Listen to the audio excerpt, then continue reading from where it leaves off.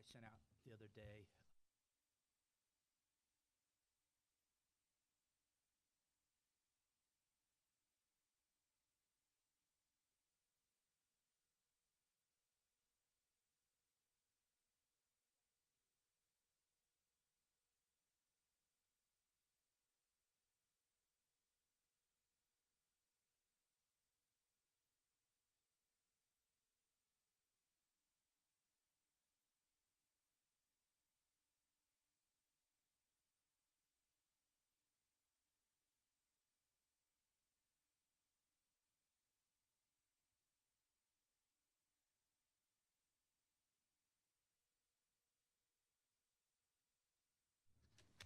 The, I think they, we want to update those, and what I would like to have a discussion about is how can we best characterize them?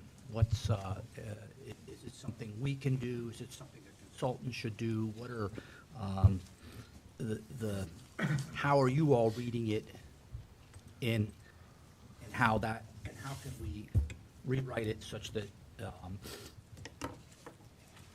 when something comes in under the new zoning ordinance, that where you all have the opportunity to address height or spacing or setback or step backs, how we express each of the districts in the guidelines will help us in making those future decisions. And also, because the guidelines are reviewed and approved by council, if someone does appeal a BAR decision, then it's, can also, again, remind council, these are the guidelines that you adopted. So they are not the BAR's guidelines, they're the guidelines that you all implement, but they are the city's design guidelines. They're not what you all came up with. So the instruction I've gotten in, and then it kind of folds into the second question of, first part being how do we describe these places? How can we better describe them? And how can we, another part is to discern what are contributing, what's not, and what's a process for deciding that. The second piece is where the ordinance comes in, and where, I think, as I said in the email, where something says like, 200% of the prevailing height of, what's average in the neighborhood. I think we need to go a little further than that and have, not be perfect, but have some level of precision for the sub areas, and maybe even changing some of the areas.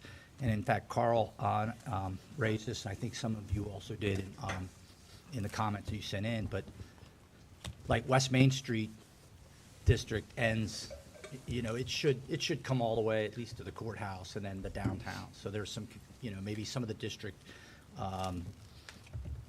maybe the district boundaries should align with the National Register district, things like that, or if there's any changes, or if the sub areas need to be changed. And it's that, instructing how we, establish guidelines for each neighborhood. And then the third piece, if we can get to it, because I promise you it's 2 hours regardless. Breck has been involved in the mall committee that was established earlier this year, and they're looking to kind of wind down that process and develop some recommendations. But in talking with Breck, thought it might be helpful to get some of your thoughts on, and that idea of, if you were in charge of the mall, what would you worry about? Or what are the, how do you see the mall? And it's not, we don't have anything, I said, no right or wrong, but kind of just get your perspectives that can maybe inform that discussion of that larger group. So with that, Breck, do you want to see if anybody has, or do you all okay with that as an agenda? And then if you have any questions, open it up and see if there's anyone that wants to comment. So we covered that base. You just mentioned our guidelines. I mean, do we want to talk about the ordinance? Yeah, that's the second item. You didn't mention it, but that's the second item on your agenda. Big one. Probably the one we'll spend the most time on. Probably most time sensitive. Well, the reason I'm talking about the ordinance is that in my, and certainly want to entertain anything you guys bring to the table, but in my reading of it, I'm less concerned than I had been. And there are some amendments that the planning commission has, or edits the planning commission has suggested that aren't represented in the current document. But primarily, it's recognizing that the BAR has purview within ADC districts, and that heights, setbacks, et cetera, can be modified by actions of the BAR, which is why in my internal discussions with my bosses, where the design guidelines really become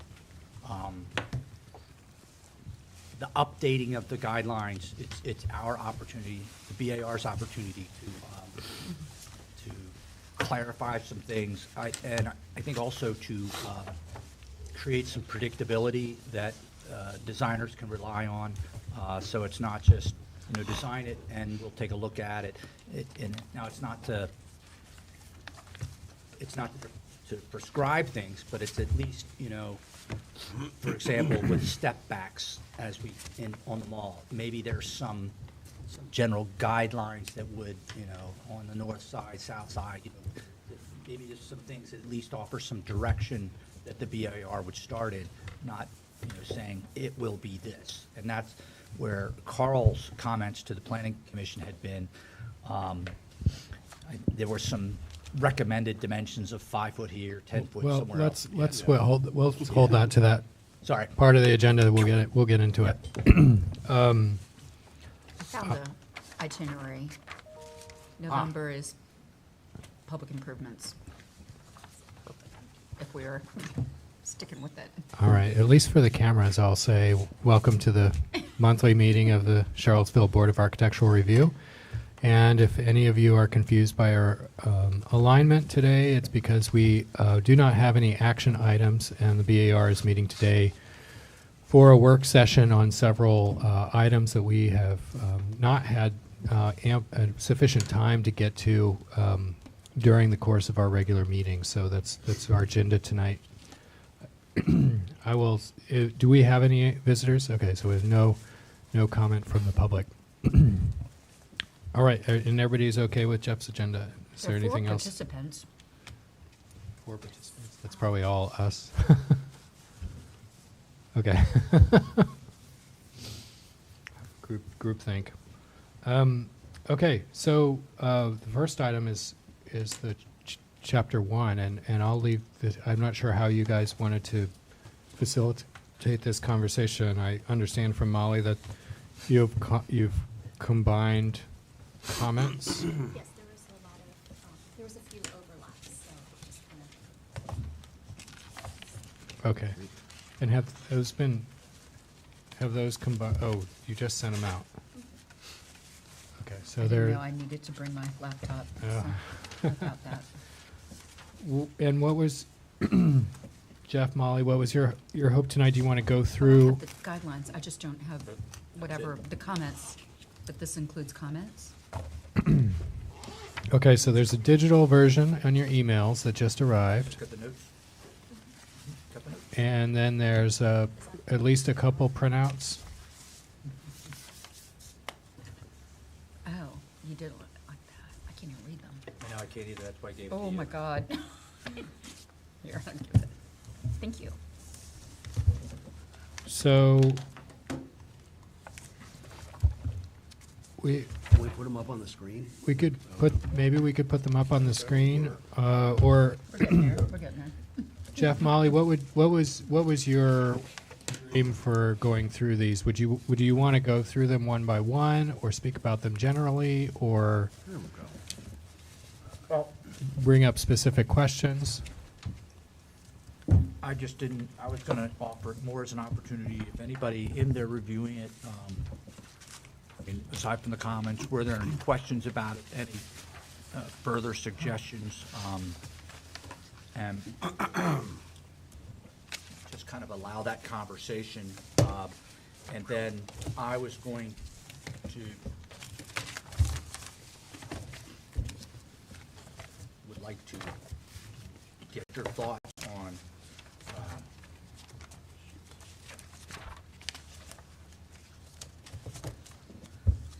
on a couple of, you know, how-tos. And this really, within the guidelines, sort of, just the first 28 pages, the back of section primarily is kind of an architectural primer. And so first and foremost, I mean, did you all have any, you know, any comments, anything outside of what you sent, or anything really you wish to express or discuss? Can I ask first, while people are chewing on that, if the comments were generally consistent with one another, or, you know, I'm not surprised by that, but, okay, so there wasn't particular disagreement? Okay. Yeah, were there any that conflicted? Okay. So some of these changes or comments are combined? Yes. I mean, Received comments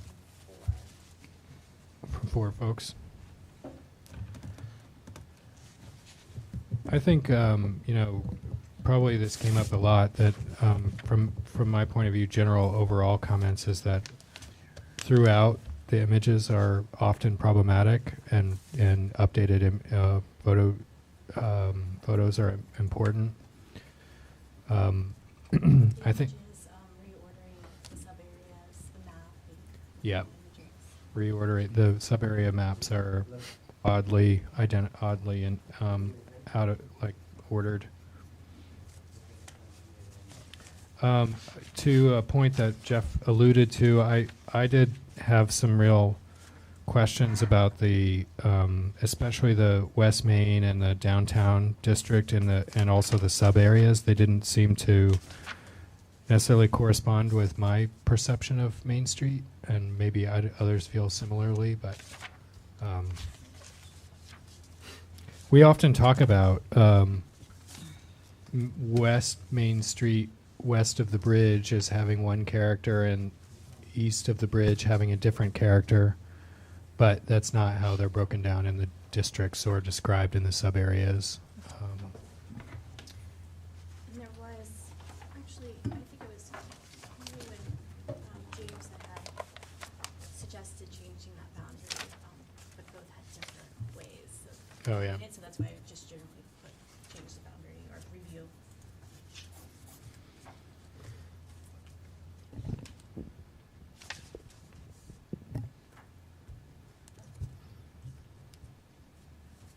Are you, if there are no questions or comments, the options we have for defining, redefining, recharacterizing these districts, and the point being is that, like with the conservation districts, we have those character-defining features. Those, you know, and it likely for the sub-areas will be necessary, but such that when a proposal comes into you all, we have that starting point of what's the, you know, what are the characteristics that are going to drive this review, and we could do that collectively. We could, you all could work with that on your own. I could see if it could be fit into a consultant's work.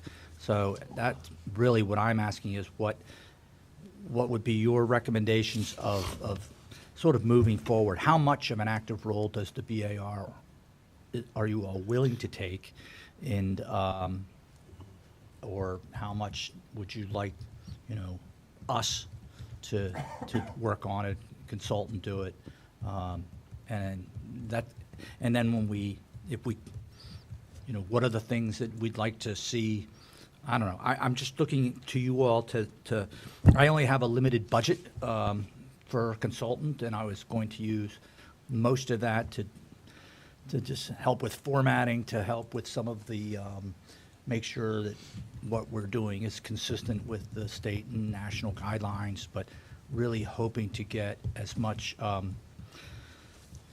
traction out of your efforts as we can. And if we did that, what's the best way to approach that, or not at all? So, yeah, that's my open question. You know, do we want to take a neighborhood each month? Do we want to, you know,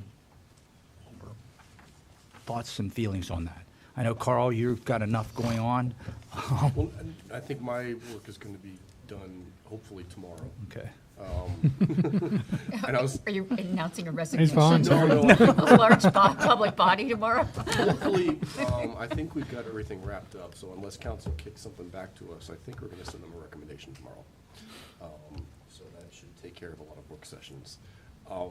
Personally, I don't think I don't want to go the consultant route with this. I think everything that we want to change in the guidelines, I mean, things that we've been seeing have been problematic, and we know that, an outside consultant's not going to know that. I think an outside consultant did a really good job of getting us this document, but now it's time to kind of make it a little more tailored to Charlottesville in 2023.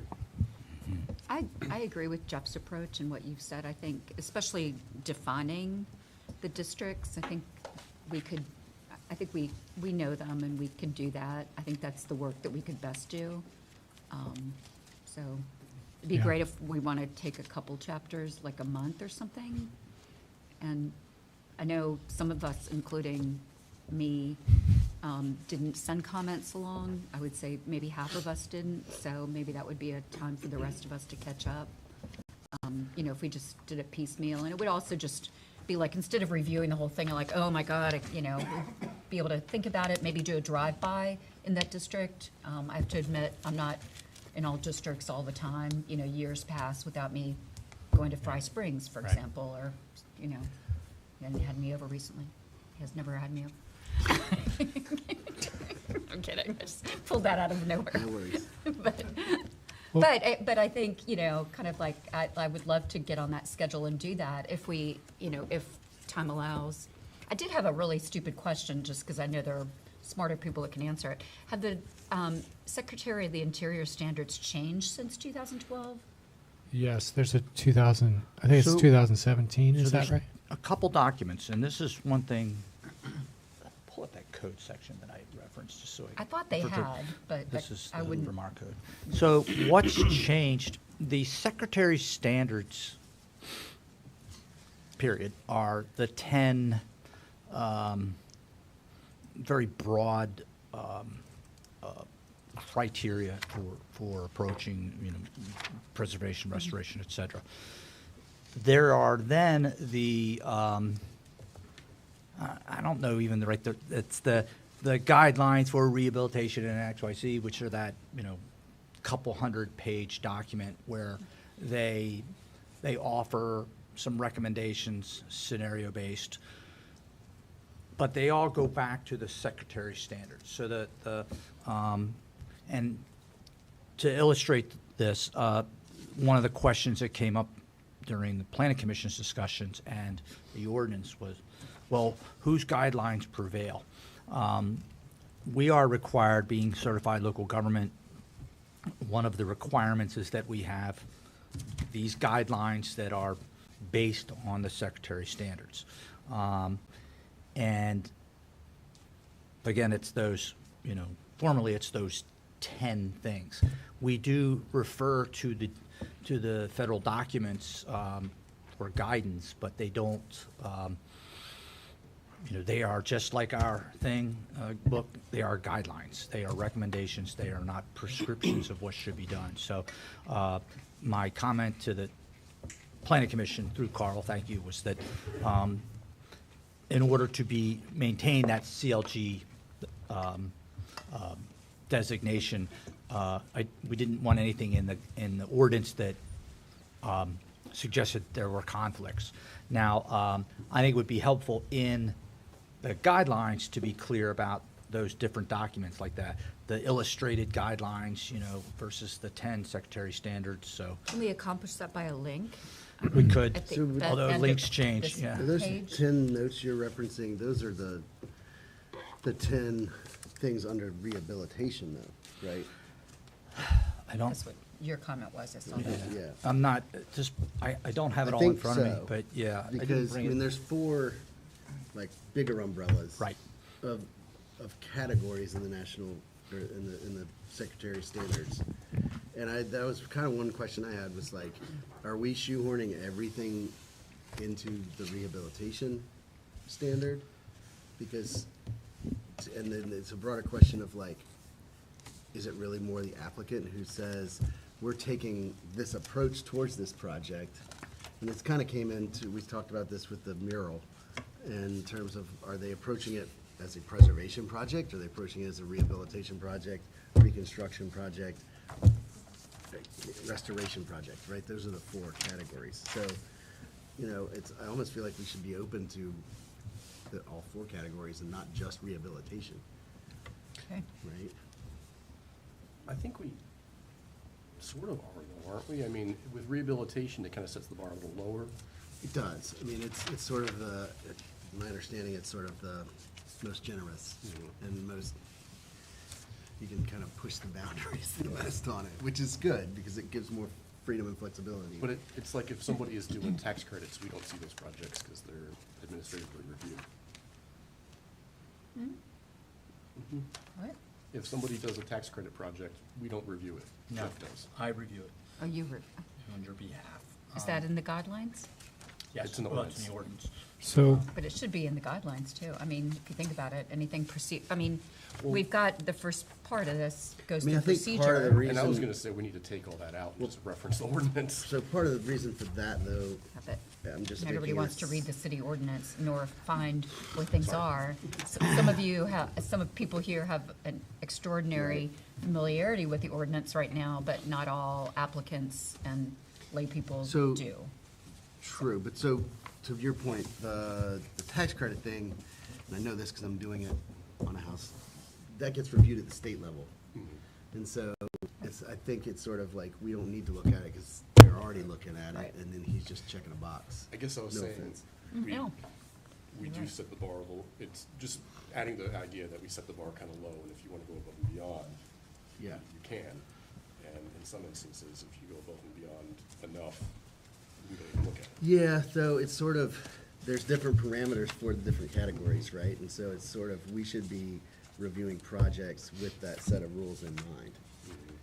I don't know if that makes sense. Well- I'm not trying to get off on a tangent either, so. I mean, I'm just pulling it up. I mean, it is, the most recent graphic version is labeled the Secretary of Interior Standards for the Treatment of Historic Properties with guidelines for preserving, rehabilitating, restoring, reconstructing historic buildings. Now, I don't know if the underlying legislation, that is the standards, is unchanged, but that document is 2017, and that's what we would want anybody to refer to. Right. But what if we're reviewing new construction? So Saying that there are we're guidelines applying- for new construction in there. But yeah. but those aren't reflected in here, is what Right. James's point Right, is. it should be for, Right. Well, what you're Because saying, these are the ones, preserve, rehab, restore. Why does the Secretary of Interior have standards for new construction? well, it's, Well, but it's, we pres- do. it's relative to preserving and, historic buildings and structures and their relationships and landscapes. I'm You're gonna thinking, reconstruct a missing building, Okay, it's a little different. but if it's historic, or, I'm sorry, no, okay. or like the Water House where the 2 or 3 story part on Water Street was preserved, but the rest was, new construction. Part of what they added in 2017 was language about building context, landscape, other kind of beyond the envelope of the building considerations for building adjacent to historic structures. so what I'll take it from here is. Sorry, I've set- kind of No, because waylaid us about just asking that because this question. is a good, Yeah. so what I'm going to make note of is that we are clearly referring to the germane, appropriate sections of the federal guidelines, that we know how we're using them, how we're referring to them. So that comment is that the fact that we're having some difficulty expressing it clearly is a good example. Yeah, we should understand, and it should be very clear what the CLG requirements are and what our guidelines say and don't say. What I've taken for instance, the document printed in 2017, primarily I've seen that as almost a digest of where the feds have, received questions like, well, what about this? Well, what about that? So it's a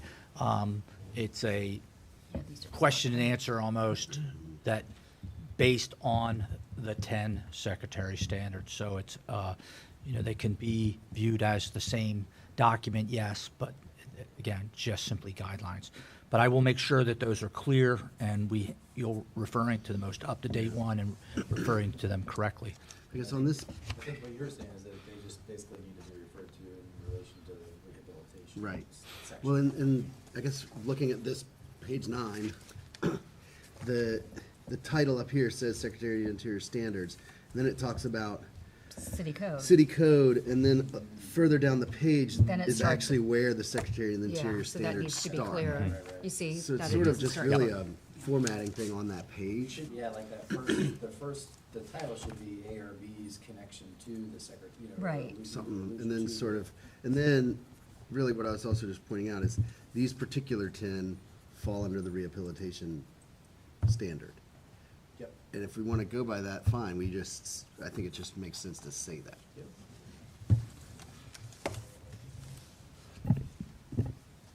And again, the mural's a good example, because if they had come to us, say, with like, we want to do this as a restoration project, they would have had, they could have done it a different way. Yeah. They could have brought that Coke sign would have an all the owl. way back. We would have an owl. We do have an owl. He saw the owl. Anyways, I don't know. but my point is, instead It's- of, It's a ghost of an owl. my point is that, well, that's the point, right? If he had said we're following a restoration Right. approach, they We'd could have have an owl. painted it in full. Yeah, And we'd be able to see red the of the owl. Coke would have been bright red as opposed to And we'd only faded. have 3 signs on the building. Right. But see, that's my point, is that like, it's sort of, who are we to say which tactic you should pursue? You're the owner. Yeah. You come to us and say, this is what I'm doing, and then we say, okay, well, if you're doing it that way, these are the rules you're supposed to follow, and then that's what we're judging you on. And we can choose whichever section we want to refer to, but it does make sense, since rehabilitation is the sort of low bar. And all of these make a lot of sense to me, all 10 of them, as a basis or a standard for what we're Right. debating. Seems to be Yeah. a reasonable I mean, choice. rehabilitation's what fits most of Yeah. what we see, because it's people in an existing building for the most part. All right, I think we're good on that Yeah, one. we beat that horse. No, So no. can I ask a weird theoretical question? So it's weird that the standards, I never thought about this, fall into the introduction as if they're not like guidelines by themselves, right? I have that mean, I know issue we with a lot. reference them There's a lot lot. of actionable stuff that's in Right. introductions in these guidelines, yes. So almost they should be kind of supplemental guidelines and not a part of an introduction. I mean, sure, it's good to know these if you're an applicant, if you've never seen them before and you're dealing with a historic property that, you don't. But Yeah. anyway, I'm just saying, Maybe it shouldn't just not be called introduction. right, It's, should be here are the standards and you may want to follow these along with our own local It's not- guidelines. It's not a may want, they have to. Right, well, I think that's a complaint that, I not don't mean complaint. complain, I'm just, No, it's just a clarification. Well, there are things that are stuffed in, there could be better organization to this document Yeah. that would make it user-friendly, so. Procedure-wise, for going through this, I mean, are we making decisions tonight, or? No, and in fact, Is it- I really wanted to make that clear. We're not going to get to solutions. I just need to, I need some help framing all of this in my head. because there's a lot happening with a lot of different things. And, I mean, we've got to figure out how to go through this with the entrance corridor folks. I've got to also, at some point, we'll have to address conservation districts. And because those are so neighborhood focused, you know, I don't want to overlap those with this. But I think it's getting your thoughts on the whatabouts and, has anybody ever thought of, not saying this is what we should do. And because what I want to get to is the big question in chapter 1, that how do we describe those neighborhoods? What are those features? What are those things? What are those sub areas? And the maps, because the maps become extremely important in that they tell me what is contributing or non-contributing. And the single distinction of a contributing structure is that anything within a district that's altered or built new comes to the BAR, but only the demolition of a contributing structure is reviewed by the BAR. So, I really don't mean this to be rude, I'm just kind of confused. What are we talking about? Are we? So Chapter We're 1. kind of having a conversation about things we should change in the guidelines, and you say you want guidance on how to have that conversation. Well, Yeah, let that me, sounded weird. Let me put it into different words. So we need to decide if and how we want to change the language that describe the districts. Okay. Because and I'll pick up because I wanted to jump back to where Sherry left that part of the conversation off. So I find the district descriptions really helpful. I remember on multiple occasions we've referred to them in our comments to applicants, and in particular, I find that sometimes it's in those descriptions that some reference to landscape character is included, which is included nowhere else in the guidelines, but it has been helpful on several projects in being able to refer to those. So I do think it's important, and I do agree with Sherry and Carl that we probably can do as good or better a job than consultants that are not here. I like the idea of divvying it up. I wanted to test a kind of an alternate strategy for divvying it up. Teams. Yes. What if we took a couple of people, took a district, and then I feel like if I won, I think it would be kind of fun because you get to know maybe a neighborhood you didn't Yeah. spend as much time in before. Probably your beer. But that way we could maybe get to it quicker than us doing a couple every month and then taking a long time. But My only request is that those of us who are not licensed to something be paired with someone who is licensed to something, or I have the wrong type of license, I should say. But license is relevant to this. I think that would be fun. How to describe things, but I Yeah. think that a licensed architect or landscape, or engineer Yeah. can say it more articulately in a way that will result in a guideline that can be followed. And we don't have to start from scratch. We can start with the current description Yeah. and I just think a lot of about them that. are Yeah. thin, and they Yeah. also changed over time. Right. A lot, Yeah. like amazingly in 11 years. Yeah. Um, Well, I must say, I think this document is pretty good in general. Uh-huh. I mean, Yeah. I've read this, my biggest issue is sort of the organization of it. I think throwing the districts, their definitions and their descriptions into the introduction is really weird. It almost feels like it should be its own chapter. So Yeah. The introduction. Because they are guidelines, and the then you get descriptions into are. like, okay, now here Yeah. are the districts, one by one. Yeah. And, Yeah, we should have this yeah, I agree. When we do this, are we thinking of, like, the descriptions in here seem to describe exactly as they are, and they even mention some of the undesirable aspects. Like, I forget where it was, describing West Main Street, they're talking about one-story structures with surrounding parking areas relating to auto-oriented uses.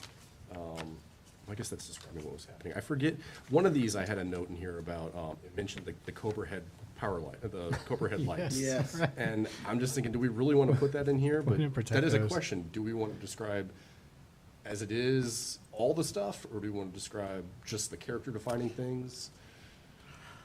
This is where Or my, separate the two? Like, this is the district, these are the things that make it define its Yeah. character? this is where the second part of the conversation keeps bleeding into my thoughts of this first one. And so if you'll allow me to, a stream of consciousness for a second.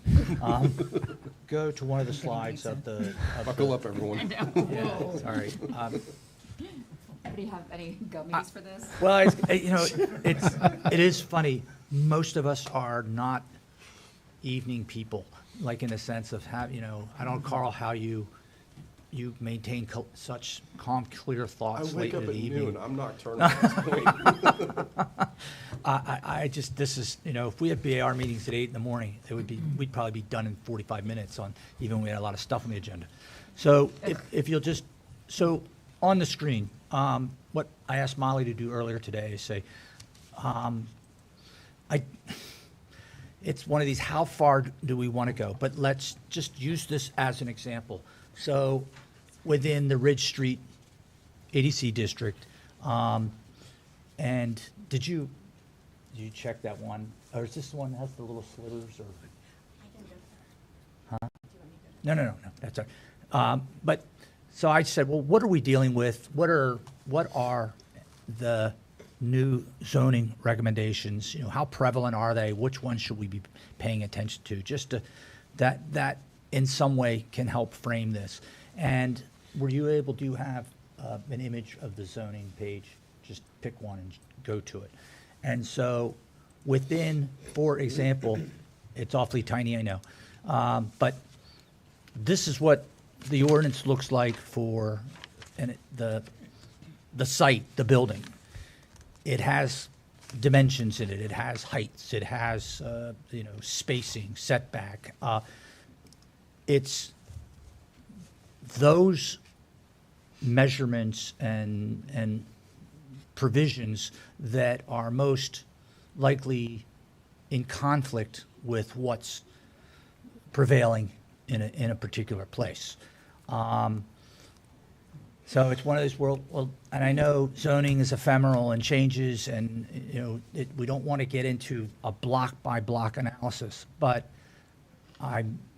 the idea was floating is, does the map of where we have specific changes recommended, should that help guide us in establishing guidelines for them? And for example, and I can't see it, but let's assume on the right-hand side it says the height. Well, I can tell you what's the district that you're showing. What's that zoning? What's that? All right, go to the CX5 or something. I see where you're going. Yeah. I see where you're, thank you. I see where you're going. I feel like it's getting to the edge of our mandate and what our role is in protecting historic properties. I feel very comfortable in participating in helping better articulate what those character defining features are. And I do feel comfortable. I think we should be aware of areas where the zoning is going to cause potential conflicts, but I'm comfortable in starting to kind of preemptively start to suggest Exactly, and I agree solutions. with you 100%. The idea is more what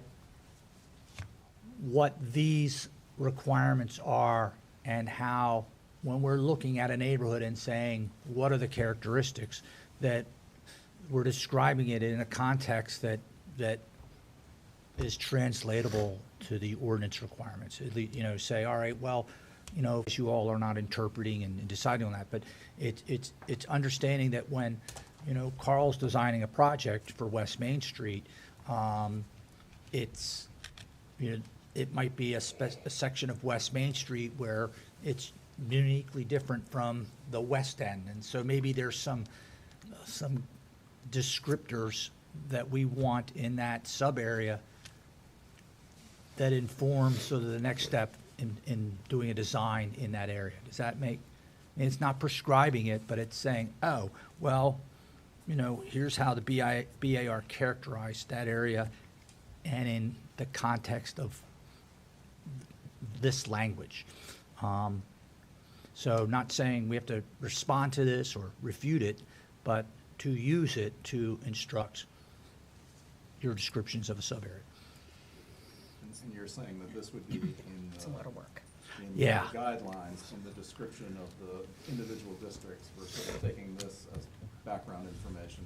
Are we pointing out any sort of inconsistencies or red flags?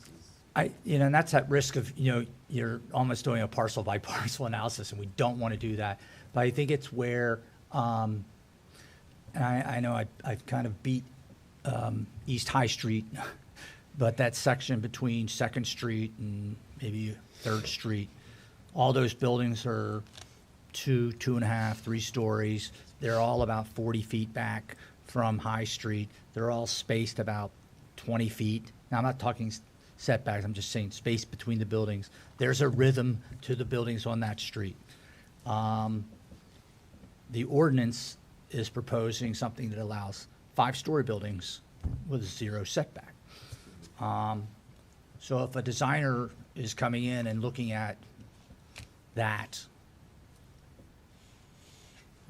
and sees that the BAR has described that area in a certain way, that then instructs them. It doesn't say what they should or shouldn't do, but it does, the BAR's guidelines, or the city's guidelines, express what's important about that area, and whether it's an entire block or an entire street, I don't know. I don't know how fine to go with it, but I think we need to go beyond saying, and maybe it's not, you know, maybe the description is where we tackle one thing, and then it's under the new construction, and that's why I included that in the discussion.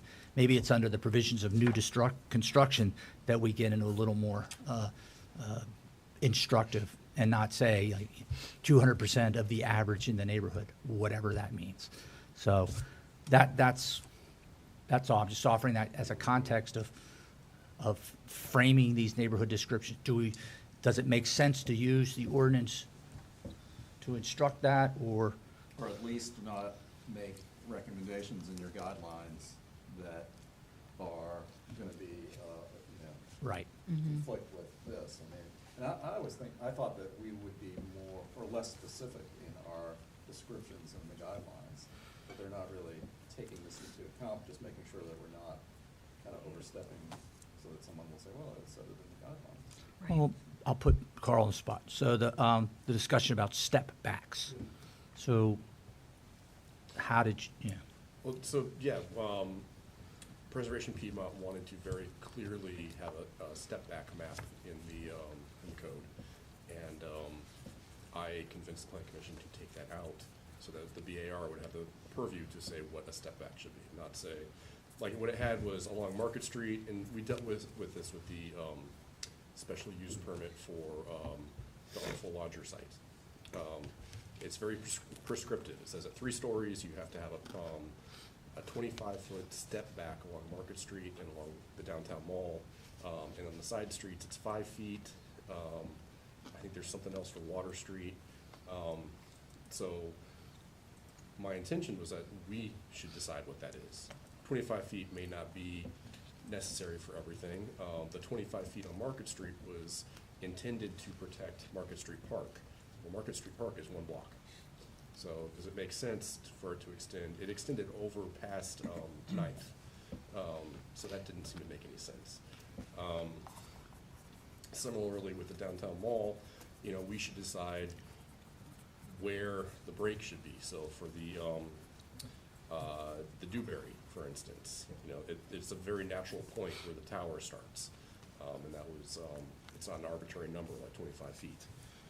So, but one of the thoughts was, do we need to put something in the guidelines that reminds future BARs that, you know, the city would like to see some sort of step back to maintain a relative 3-story, since on the mall. Doesn't have to be a, you know, we've got 2 very historic buildings that go straight up 100 some odd feet downtown. But we generally, I think, would like to keep everything that feel like it's 3 stories and then find some way to go taller. So, yeah, how do we insert that in the guidelines? Right. And exactly, because it's, and I think it would be, like I said, internally, there's a great deal of support for this, because it does, I mean, it's an opportunity to clarify some things where they need clarity, to give instruction and predictability, or at least some predictability to the designers and developers. And the more we can, I mean, I don't know, I know when I was a builder and you used to go get a permit, you're like, tell me what I need to do. You know, you want me to build a house upside down, I'll build it, just give me my permit. So the more predictability we can build into the guidelines without being prescriptive, I think will be to our benefit going forward. It will, I think, help these guidelines and the historic districts survive. But it's the, how do we go about it? How would you all? Well, I'm not sure.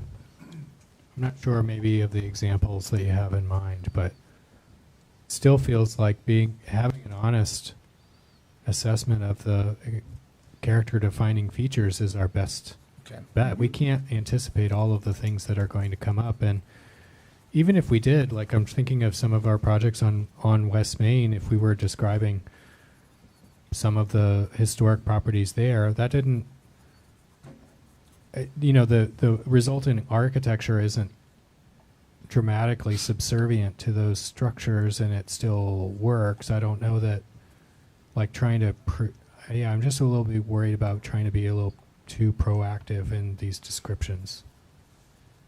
I think one thing that, well, it's already in some of these descriptions, and then, Jeff, you will give us diagrams every once in a while that show, this is the average spacing between the buildings, this is the average height, this is the average setback. And I think, yeah, if we just make sure that each of these districts includes a description, like if there is a character defining setback on the street, we should list it. If there's a character defining step back, we should list it. If every Regardless building. of what the ordinance says. Yeah, just what the existing conditions are, and then the new buildings need to somehow respond to that. And we decide if the response is appropriate. So I think some of that, I believe a lot of Like- that's already in here, but, Right.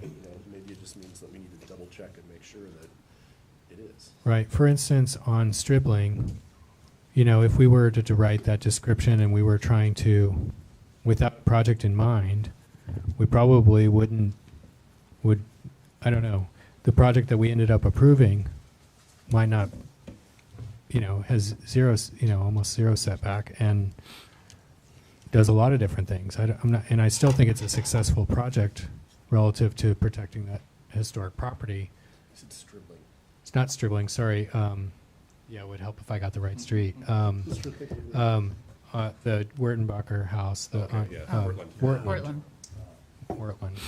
Sorry, Wertland Street, to be clear. I don't know. Well, I'm not sure how quickly, or exactly where this, but what if we take the task of dividing up into teams and dividing up the different districts with an eye to, one, evaluating take the current description. If there's anything that's incorrect, I think there's a lot of knowledge in those descriptions, so I would be very slow to take things out. I would, unless things really radically have changed. But if is there additional information that we could add that would be useful? And I think it's fine to also maybe keep in mind any red flags with the zoning that is proposed that we should be aware of or be thinking about, and go from there. Or I think that's excellent, and I think we what could review drafts together. Yeah, what I can do is also, I think you said the honest assessment, and sort of, let's not try to wrap around the axle of the new ordinance. I mean, it's coming, but that honest assessment, what's there, not if with a blank slate, it's a lot easier to describe it instead of thinking about it, or we're going to have to refute things. So I think that makes a lot of sense. What I can also do is, so I can break out the text I can also go into primarily Chapter 3 and pull forward sort of things that are, where there are recommendations specific to a district. And so you're sort of seeing that whole package together, because, one can instruct the other. And then I can circulate that and let me prepare something and put it out there. And then, if, I don't know, you guys, either you do like I do and drive your Google car around and look, but there's however you think it's best to do it. But What are we doing exactly? So it sounds to me like what we're doing is, number one, looking at the description that's there now and revising it, Yep. per the changes that we've seen since this was maybe originally written. correct. And then two, adding to it as we see fit. Correct. And then by me pulling district-specific things that are elsewhere in the guidelines might help in sort of going, well, why did, like, for example, you go through the guidelines, it's a lot of stuff about residences in downtown. There's talks about porches and entrances as if everything the BAR reviews is an 1840 house on Park Street. So, it doesn't give you much for other places. So maybe by sort of showing where there seems to be emphasis made, shows also where no one's mentioned it. Right. And I think then, we can start to, because one of the things in the entrance corridor design guidelines is an individual chapter, well, not a chapter, but each corridor is discussed in and of itself. It's independently of what's unique about it, what's the vision for it. Whereas you're right, these are sort of just kind of thrown in the introduction and almost as an afterthought. All right, very helpful. I know what to do on that. Can you also send out I think they're in here, but I don't know if you have a better copy of the maps of each district for the contributing structures? That's my next question for you. How many districts are there? Not a lot, actually. More than you I think. couldn't do it on my phone. AADC and every historic district. There we go. So if we divide into teams of 2 and did 2 each, that might be enough. One team takes two. Yes. And with that exercise, so, and Carl, maybe you could talk about how you all were trying to, I'm not sure what language you ended up We with on took, contributing there was- structures. Yeah, the zoning code, the existing code was written really funny, where each district had a different way of describing what's contributing. And it's all the same now, which just references the maps. Right. But the maps need to be updated because buildings have been torn down, have been built, have been, like, is the hotel on Ridge and Cherry a contributing structure? I know. Those are, and I never thought about it. I have no idea, but, Or the quirk. Yeah. right. And there's, the other thing that's not shown, Quirk over the Molly and I were, Fairfield Inn. Well, it's everything is a contributing structure. yeah, and so, downtown. but if it's built new, does that then become, the other thing that's in here, Molly and I were trying to find a Does the building. code building need to be contributing? What's that? Yeah. Well, we can, I think it is. I like the 50-year rule. I have trouble having the fact that, well, that's a philosophical discussion, I guess, when we get to it, is, personally, I don't think we should be reviewing things that are brand new.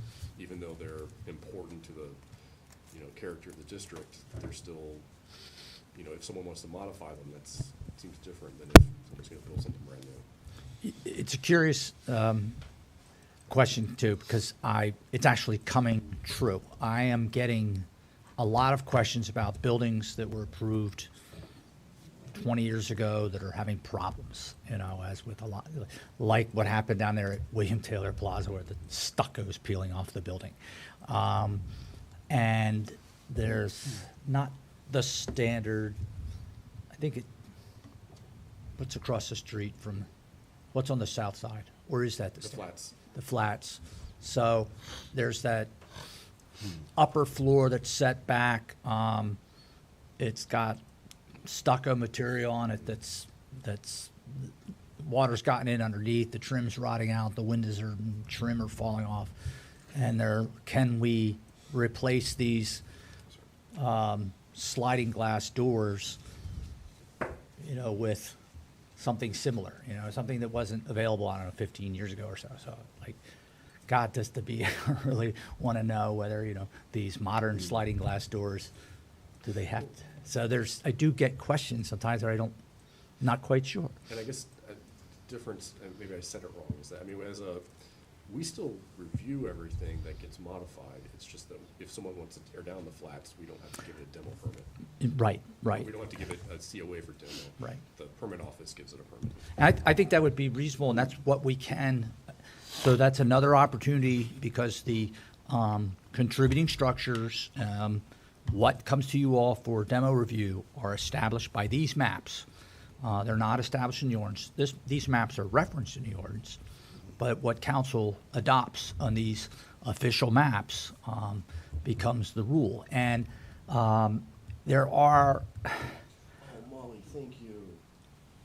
yeah, Blue is contributing, and then the gray is what our Oh, did you GIS put that in has. GIS? we're getting there. Yeah, so I can update that later, it's just we need council to Right. approve the new map. Right. We're getting there. It's almost to where we're looking at one map and Molly's looking at the other one, and do you get I that? was one? shocked that wasn't on GIS already. Yeah, it's not. And there are also buildings which are not in the GIS layer because, like I say, we were trying to find one the other day, and it's an underground parking structure but it's part of where Tin Whistle used to be, but it does not show up in GIS. So, Under miscellaneous. yeah, so gosh, if they, What is this, the green is Contributing, is yeah. contributing? So- What happens when there's an addition? see, good question. Yeah, if somebody, I'm just graphically, what does it mean? we don't, Like it's, the addition's not contributing? well, what Molly's showing is what is in the 2017, or is it 2012 when they adopted it, 2017 when there were some changes. So what is on the map is what she's highlighting as the contributing structure. So I don't want to say that's an artificial map, but she simply highlighted what the old paper map says. And if an addition was added to it, it's on, but it goes to Carl's question, is that addition, well, do you get a COA for a new, if you demolish something that's new? Or is that addition now part of the contributing structure? And here's where it would get interesting is that, like, take the loggia up there at the courthouse, where that interior wall is becoming, or that exterior wall is becoming an interior wall. And we go, wow, they're putting on this glazing. If they came back and said, oh yeah, the glazing and loggia, we can just tear it off.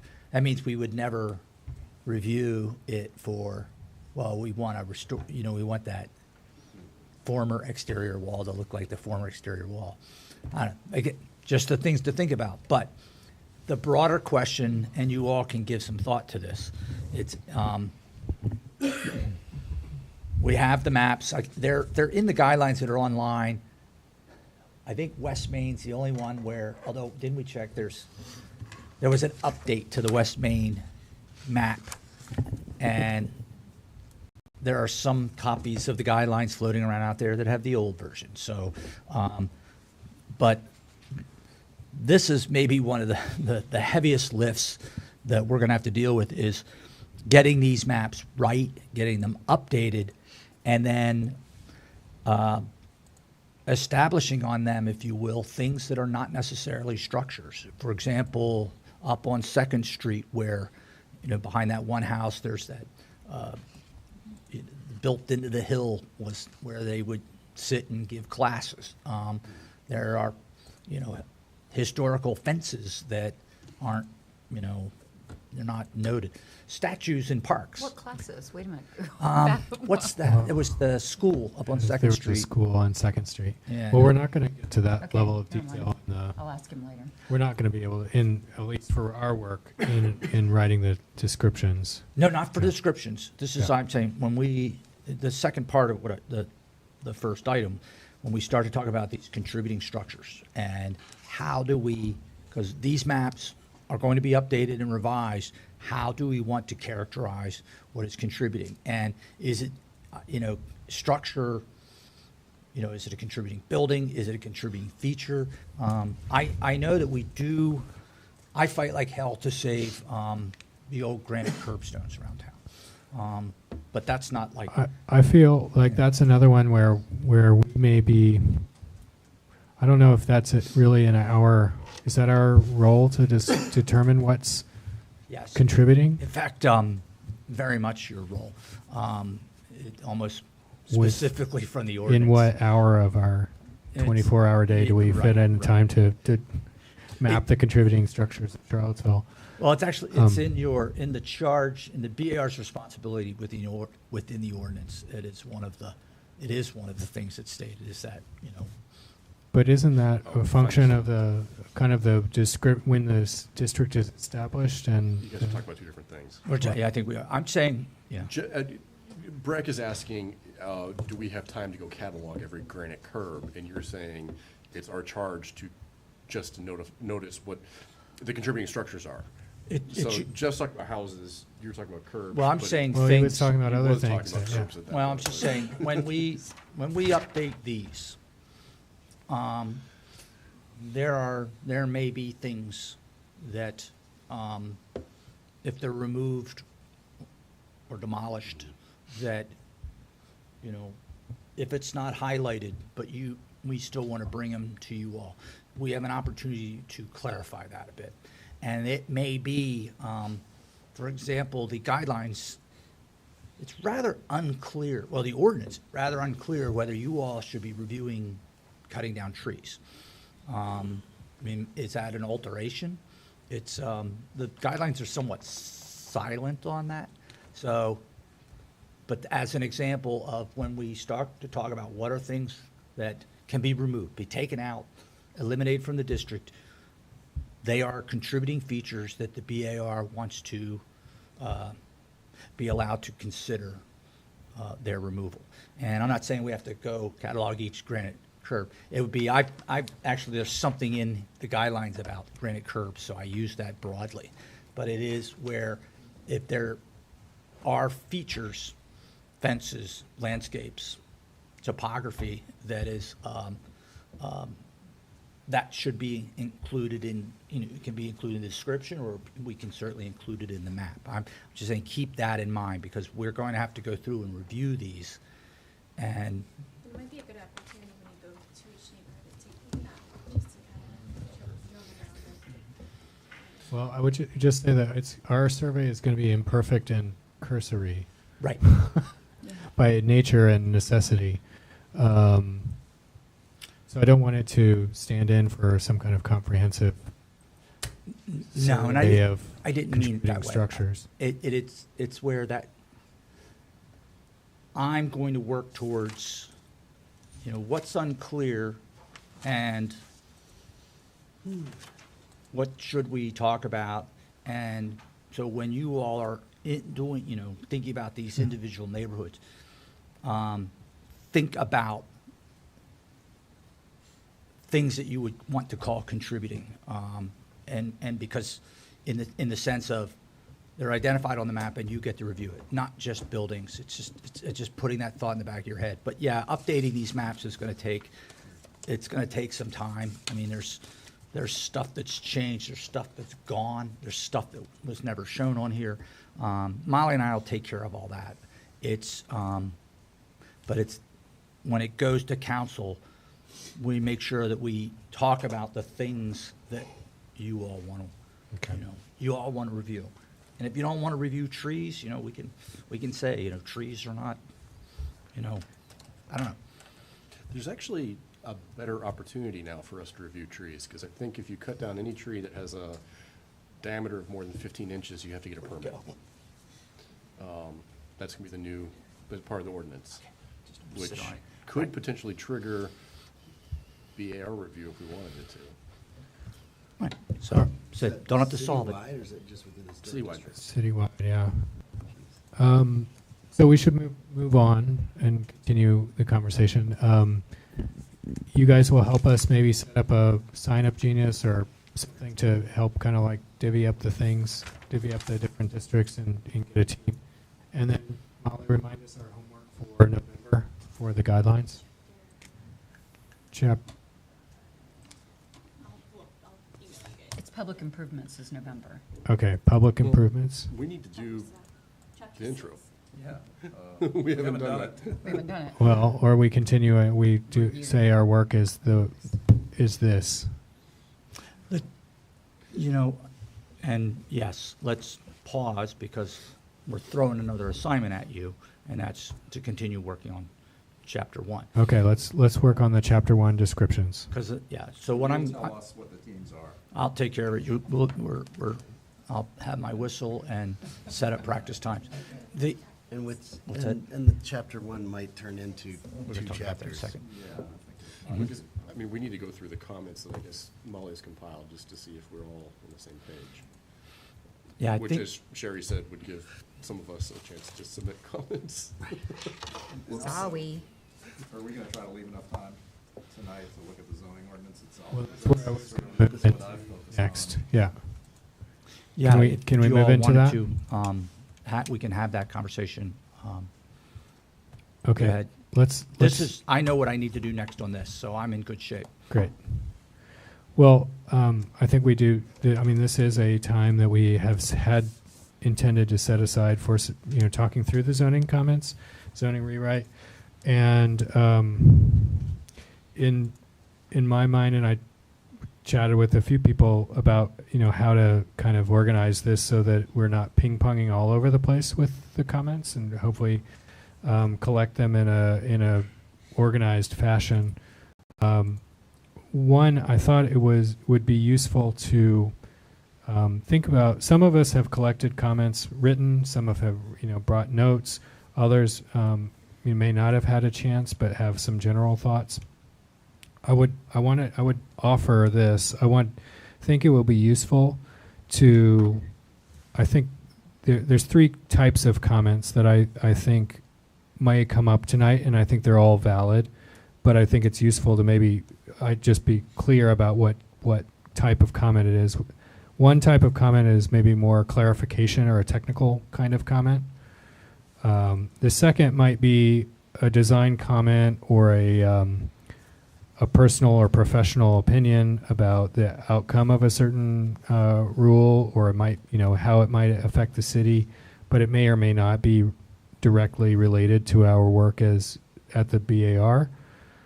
And the third would be those comments that are related to the specific functioning of this and scope of this board.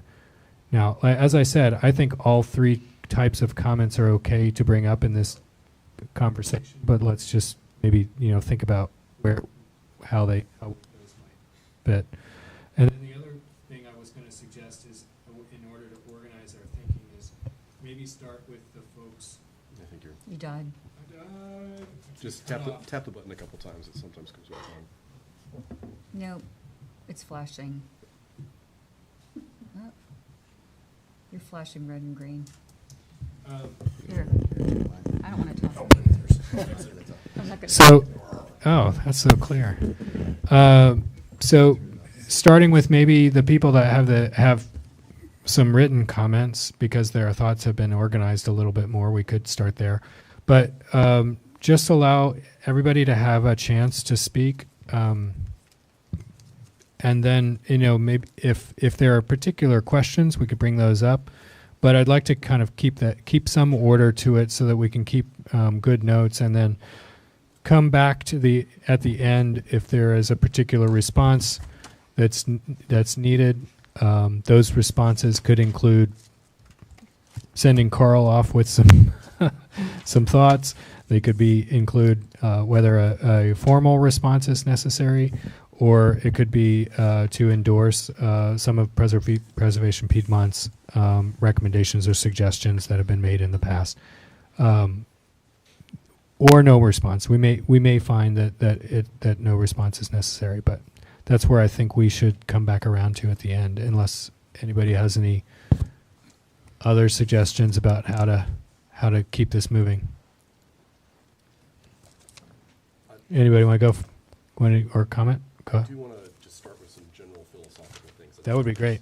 So a big change that we added of the list of things that we're supposed to consider when we put conditions on a project. One that was always there that we sometimes forget about is the cost of what we're requesting. But we added consideration of the comp plan. So that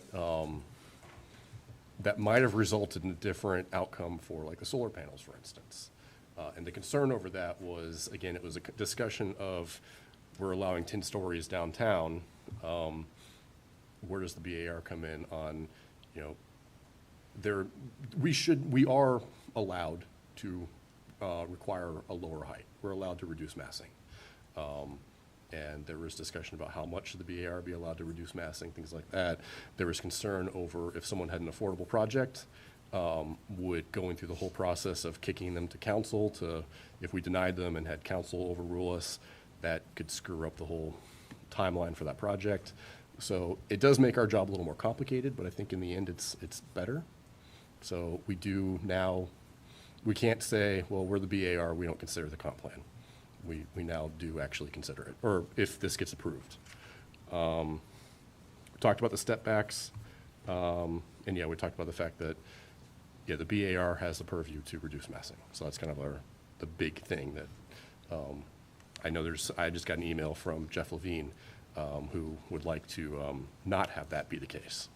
So it's, hopefully we can, I think that council, the goal is to maintain that control, not control, but that ability for the BAR to respond to context. Right, with the caveat that all BAR actions are appealable to council. Yeah. So it's not an absolute power, but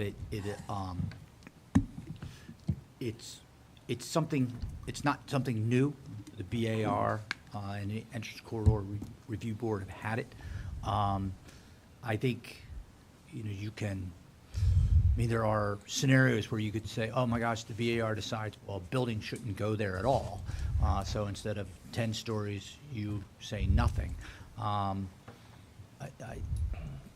That could happen, but again, that's appealable to council. Now where height or some dimension or some element of the design is established through the special use permit process, then it becomes locked in. If a special use permit allows a building of X height with step backs at this floor of 15 feet, then that's locked in. But I don't think we're going to be looking at special use permits anymore. So, There are but in the past. special exceptions, Right. but yeah, I don't know, would those go to I assume those would go to the BAR for recommendation, just as an SUP has. And I think that what's key is that it states it in the ordinance, so there's no ambiguity about if there's a historic district and something's being reviewed, the BAR has design review purview. So that's clear. It's not somebody going, what? I didn't know I had to do that.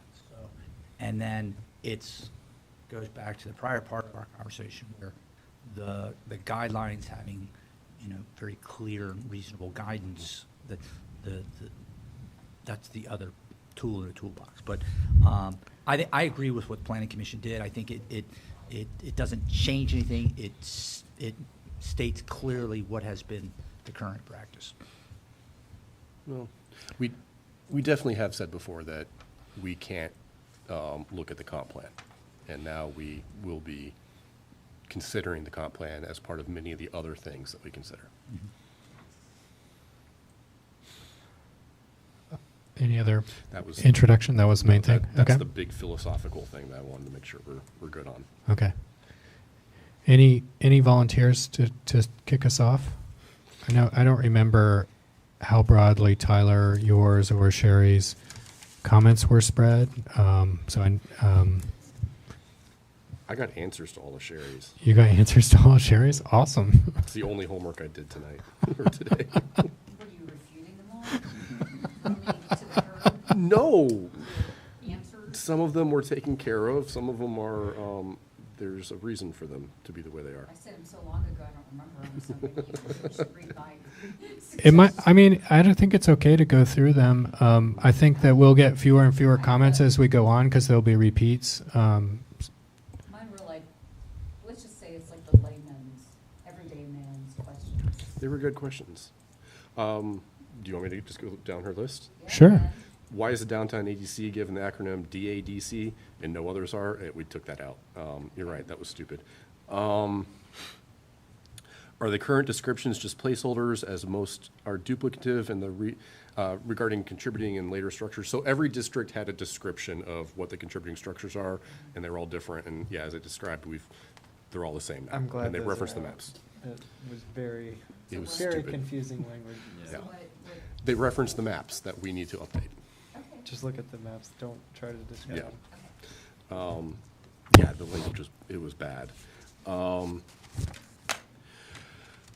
I assume that these criteria for additions to an ADC are verbatim to the current Secretary of Interior standards, so you're not checking to verify that.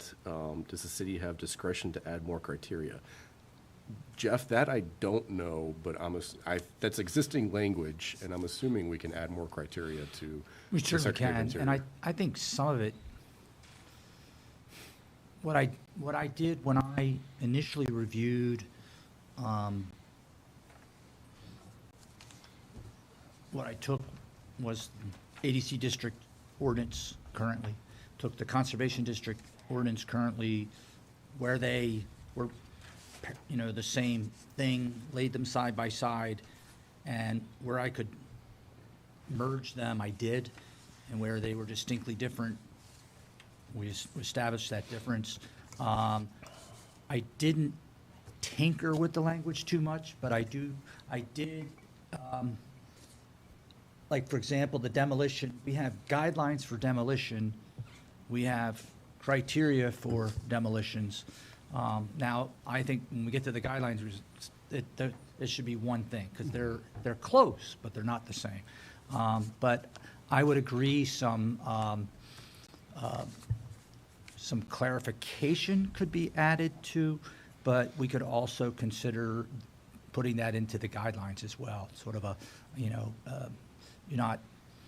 not writing the ordinance, but, I mean, the ordinance can't address everything, and so we want to be clear about something. But if you all would like to change those things, I hadn't looked at it.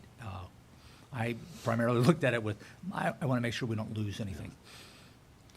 There was a question about the existing structure preservation bonus. I don't know if you guys understand how this works, but in the R districts, which are the R, A, B, and C, if you preserve the existing structure, you're allowed to build an additional unit on your property.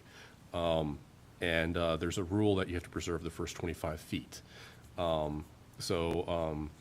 The BAR, as I understand it, we still have the purview to say that, no, you have to keep the first 50 feet. You still have to, like, Keep that's the that's still original under our structure? purview. Yeah.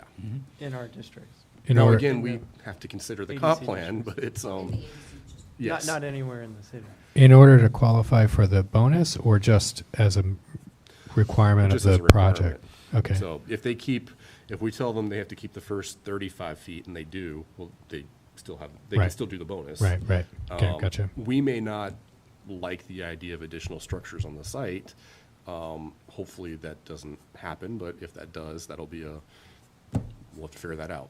But it would probably be much more applicable to non-BAR districts. Yes, yeah. Just get over my question about historic districts. Is that just a drafting problem? That you was, understand? I think I either was confused by it or you might have been confused by it. They don't mention, so they mention IPPs maintain their status as an IPP in an HCD. You don't have to put that in a ACD because the guidelines are the same. Right, okay. So that's why, Contributing structures? I didn't think, there are contributing structures in historic Yeah. districts, okay. It's just, I don't know, it seemed backwards to me. some of these, they did seem, you had noticed that the list was longer for some than the others, but I think it's because the HCD was being more exclusive as to what we're allowed to review. I'm gonna concede on that and think I was confused as I was reading it. So thank you. Can Let me go look back at to it the real quick and 25 see. foot? Yes. Make sure. So, I had pointed this out, or noted this too. So if the 25 feet is just completely arbitrary, and the BAR says, no, come on, you know, it's gotta be 35 feet in order to really preserve this building. Can't they just go to city council afterwards and say, well, it says 25 feet in the? They can always do that. Yeah. So they can, the same thing with demos, same Right. thing, I mean, they can always do that. And is there, should there be language that specifically says the BAR has determination about that 25-foot setback? Well- If it's in a historic district? The- It this- should be understood that it, Is it just- Yeah, I think we ran into, this is related to the what Carl was talking about earlier, that if you start to say that in like one place, then it seems to suggest that it's not applicable in other places. And it's clearly applicable in a number of different sections. and Sherry, some of your questions, I do want to look at a little closer with those lists, because I got a little confused as well, but you were onto something. They look, Again, I could have been. they look funny. Let's I see. just said that in the stream again. I don't really do quaaludes, it's a joke. Let's see, I'm trying to think what you were doing with the, your 526A1A. I forget what that was referring to, but we've already been doing that. That's part of the current ordinance. You're sorry. I'm sorry, It's say fine. it again? The next one, I forget exactly what, 526A1A. yes. That's part of the current ordinance, so we've already been doing what that was. I forget what that was. I thought we were only supposed to do one submission for COA and not break it up. So No, that's what it was. It was, if we review something and we then say, all right, we've looked at this, and I think this is only for the HCDs, Jeff is allowed to then, like, we can give Jeff homework that he can then administratively approve it. And we've done that before. I thought that that was what the former city attorney, deputy attorney, first name Lisa, always said not to do. Well, we can do it in a conservation district. I agree, it should.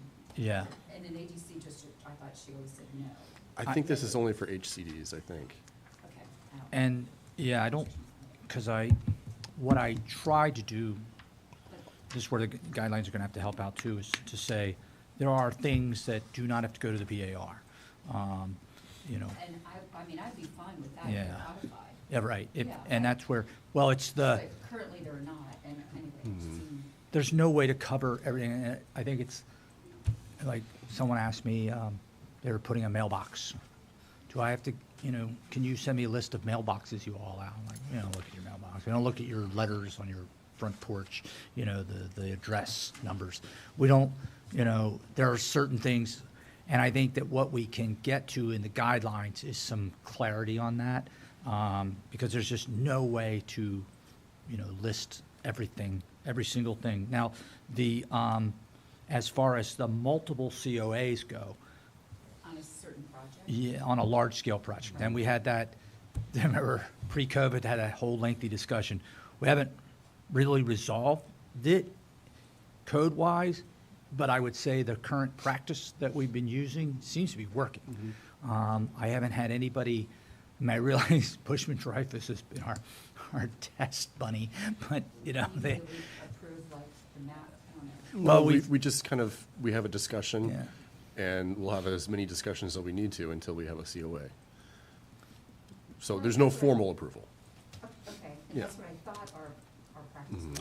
and But This text was about, in a historic conservation district, if we see a project, we're allowed to authorize Jeff to then approve it when it comes back for final approval. yeah. And I think we've done that a couple times. Well, You have. the language is definitely a lot more clear that we can approve a project with conditions. Mm-hmm. And that was always in there. So that was my, another one of our arguments with our friends. Okay.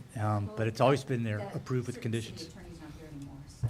Yeah, so I would just tell you, for the multiple COAs, I mean, we've just, I'm not a it's- rule follower, but No. we were.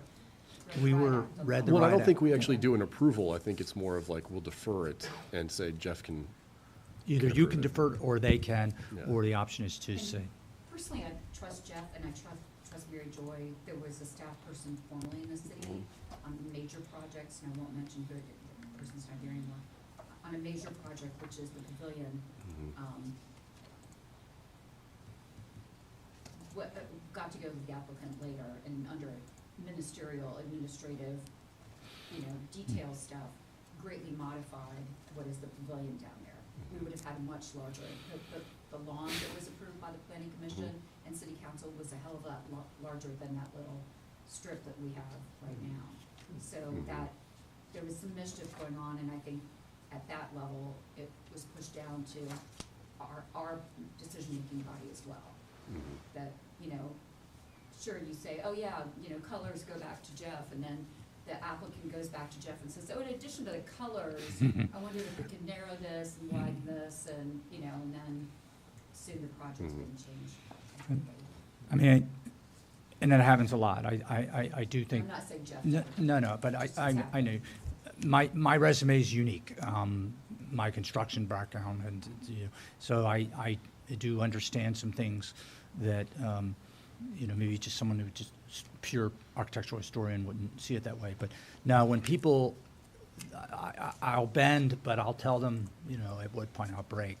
And, if someone says, well, I couldn't get, pewter gray, but I can get, London gray, I'm like, run with it.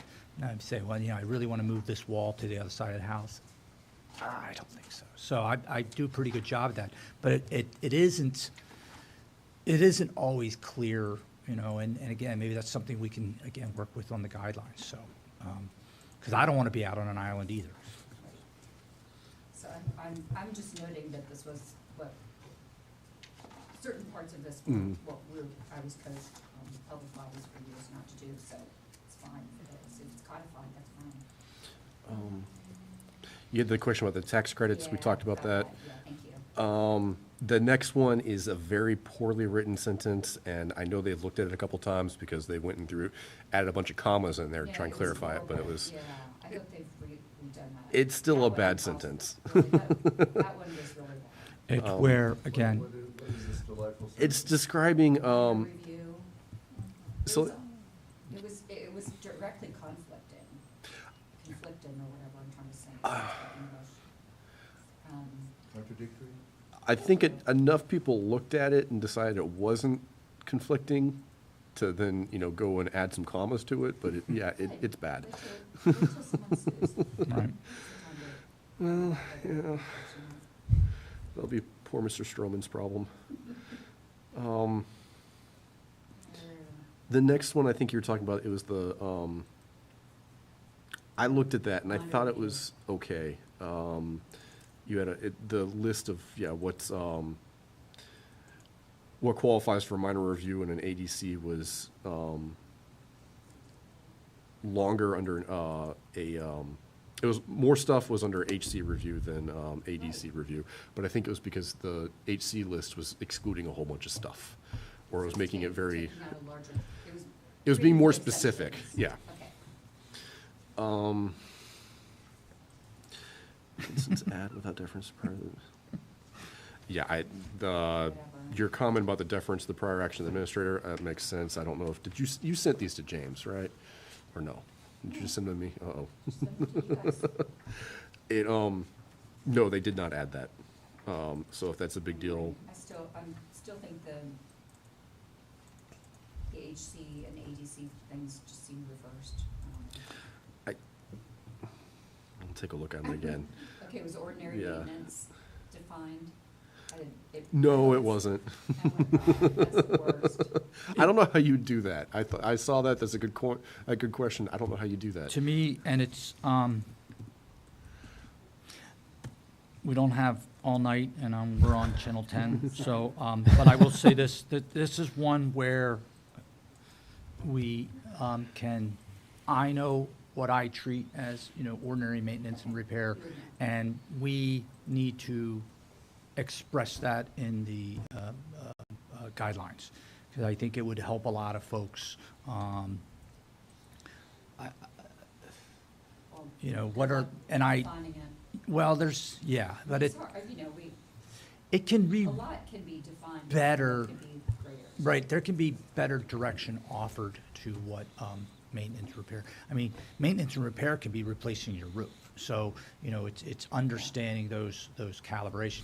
Now, changing your roof to a different kind of roof because you need a new roof, well, that's a change that goes to BAR. So, but I think That's not we, ordinary either. but I think we can better express some of these things in the guidelines. And it's almost like, using the Secretary Standards as a, you got the 10 things, but then there's this book of the, what abouts, or what if this Well, happens?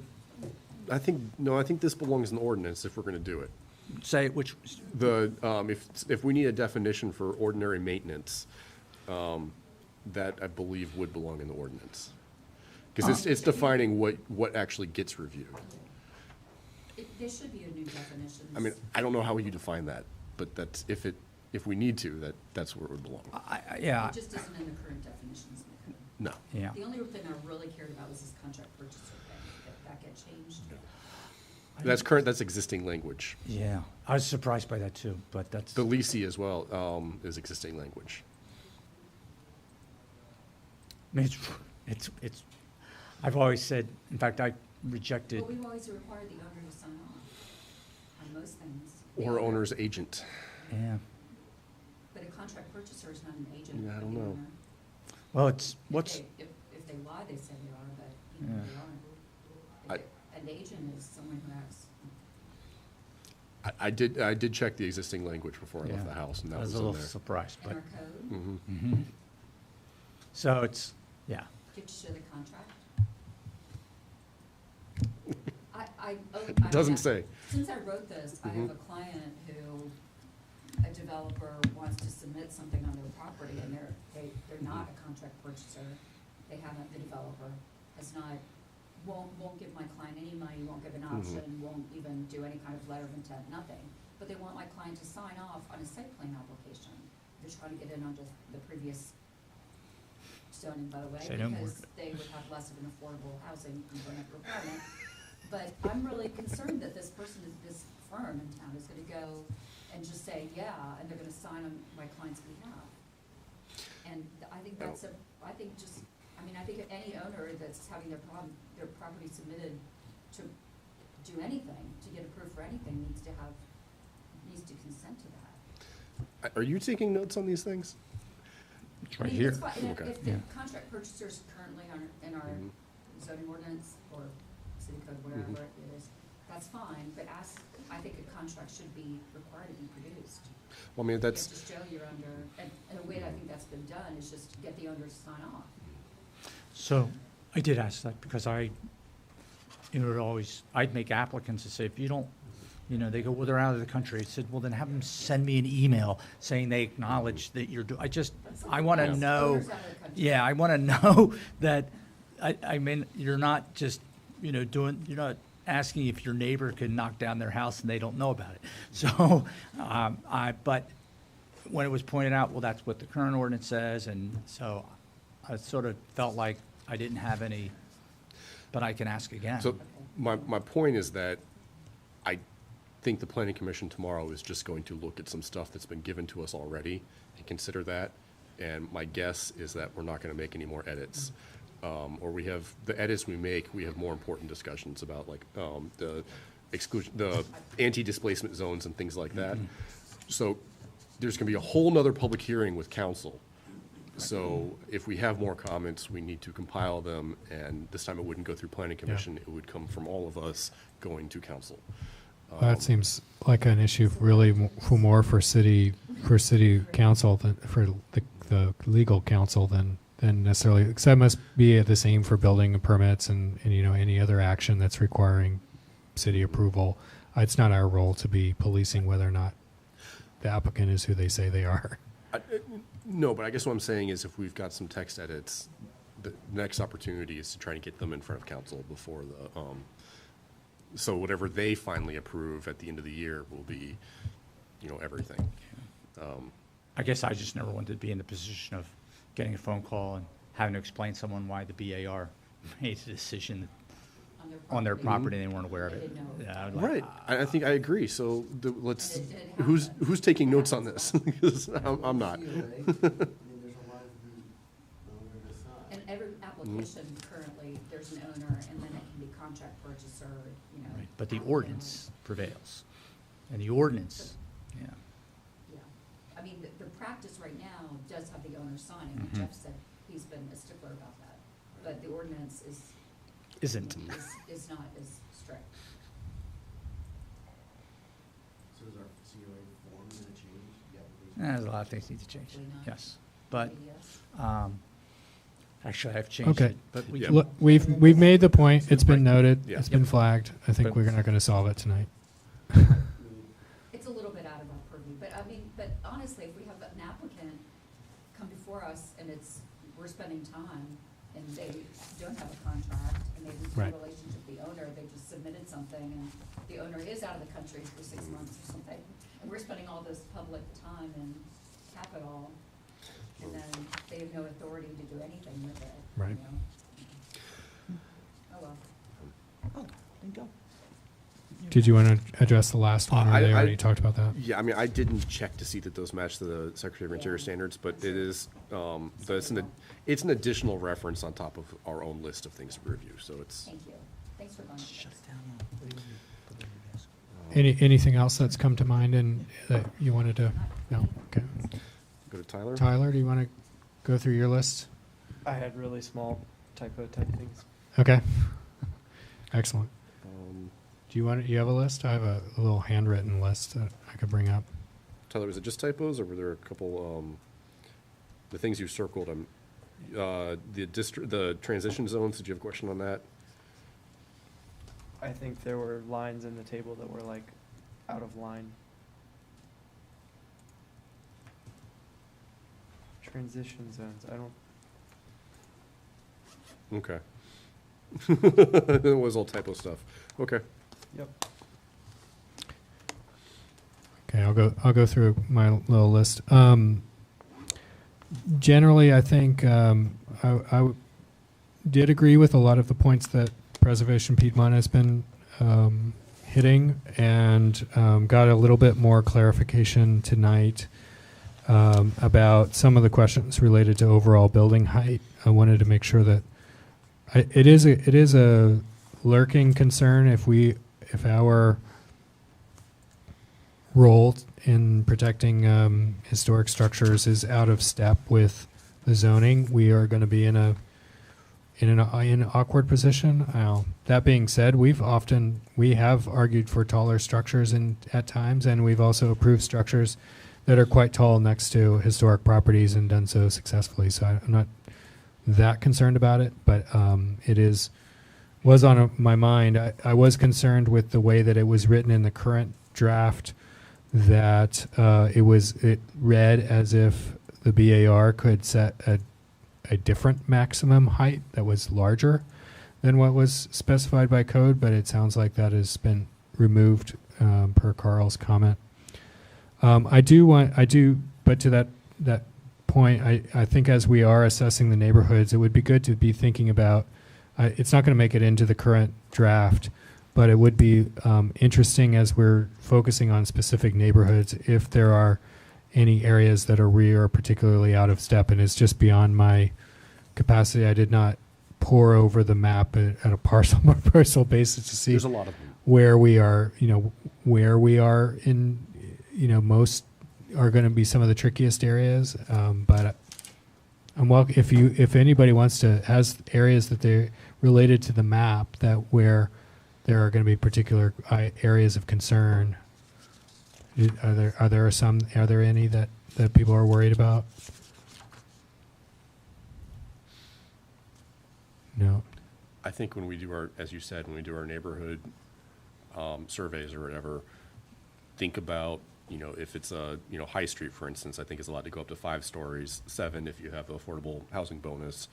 Are there things that we could put in the district description that would encourage certain forms or step backs or Right. whatever? Okay. Okay. I agree. I'm glad that that reference to the BARs was taken out of the building height conversation because relative to, I believe it was the 4th of the Preservation Piedmont letter, I think it described it well that there are other elements of building massing and location on the site that we should have we do have purview over, and I hope is that made clear in a general way, and if with that removal of that language, is there any other location where the BAR's review is supported? Or There's a paragraph under the BAR's description or whatever that says both council and the BAR can put conditions on a project. okay, Yeah, I'll read it. BAR or city council on appeal, that's language in the current regs, may require conditions of approval as are necessary or desirable to ensure that any new construction or addition would be compatible with the scale and character of the EDC district, individually protected property or conservation district. And it says, prior to attaching conditions to an approval, due consideration will be given to the cost of compliance with the proposed conditions. Again, that's from existing, and then as well as consideration given to the goals of the comprehensive plan. The conditions may require a reduction in height or massing consistent with the city's design guidelines. okay, excellent. That's great. We're actually talking about districts themselves. I mean, it all still applies to 90 days, right? Okay, so then there's 3 kind of more specific questions where one is about our favorite VLT, and that it's I heard BLT. I Yeah. heard that too, but VLT, VLT, visible light transmittance. Okay. which we have talked about a lot here, and I don't, you know, in the section on transparency 21012, there's a standard that allows for certain transmittance to qualify for transparency that's required by zoning, and on the ground floor it's more than 60%. On the upper stories it says more than 30%, which is quite a bit different than our typical standard of 70, which what we have been. And so I just wonder, is that going to put us out of step with especially large building projects that are going to have considerable amount of higher glazing? I think because we're an overlay, Yeah. we can always be more restrictive. I can imagine that we would be more restrictive, but this is kind of like we don't want to be so out of step with maybe the expectation that people just appeal and, I mean, they had to put a base number in there.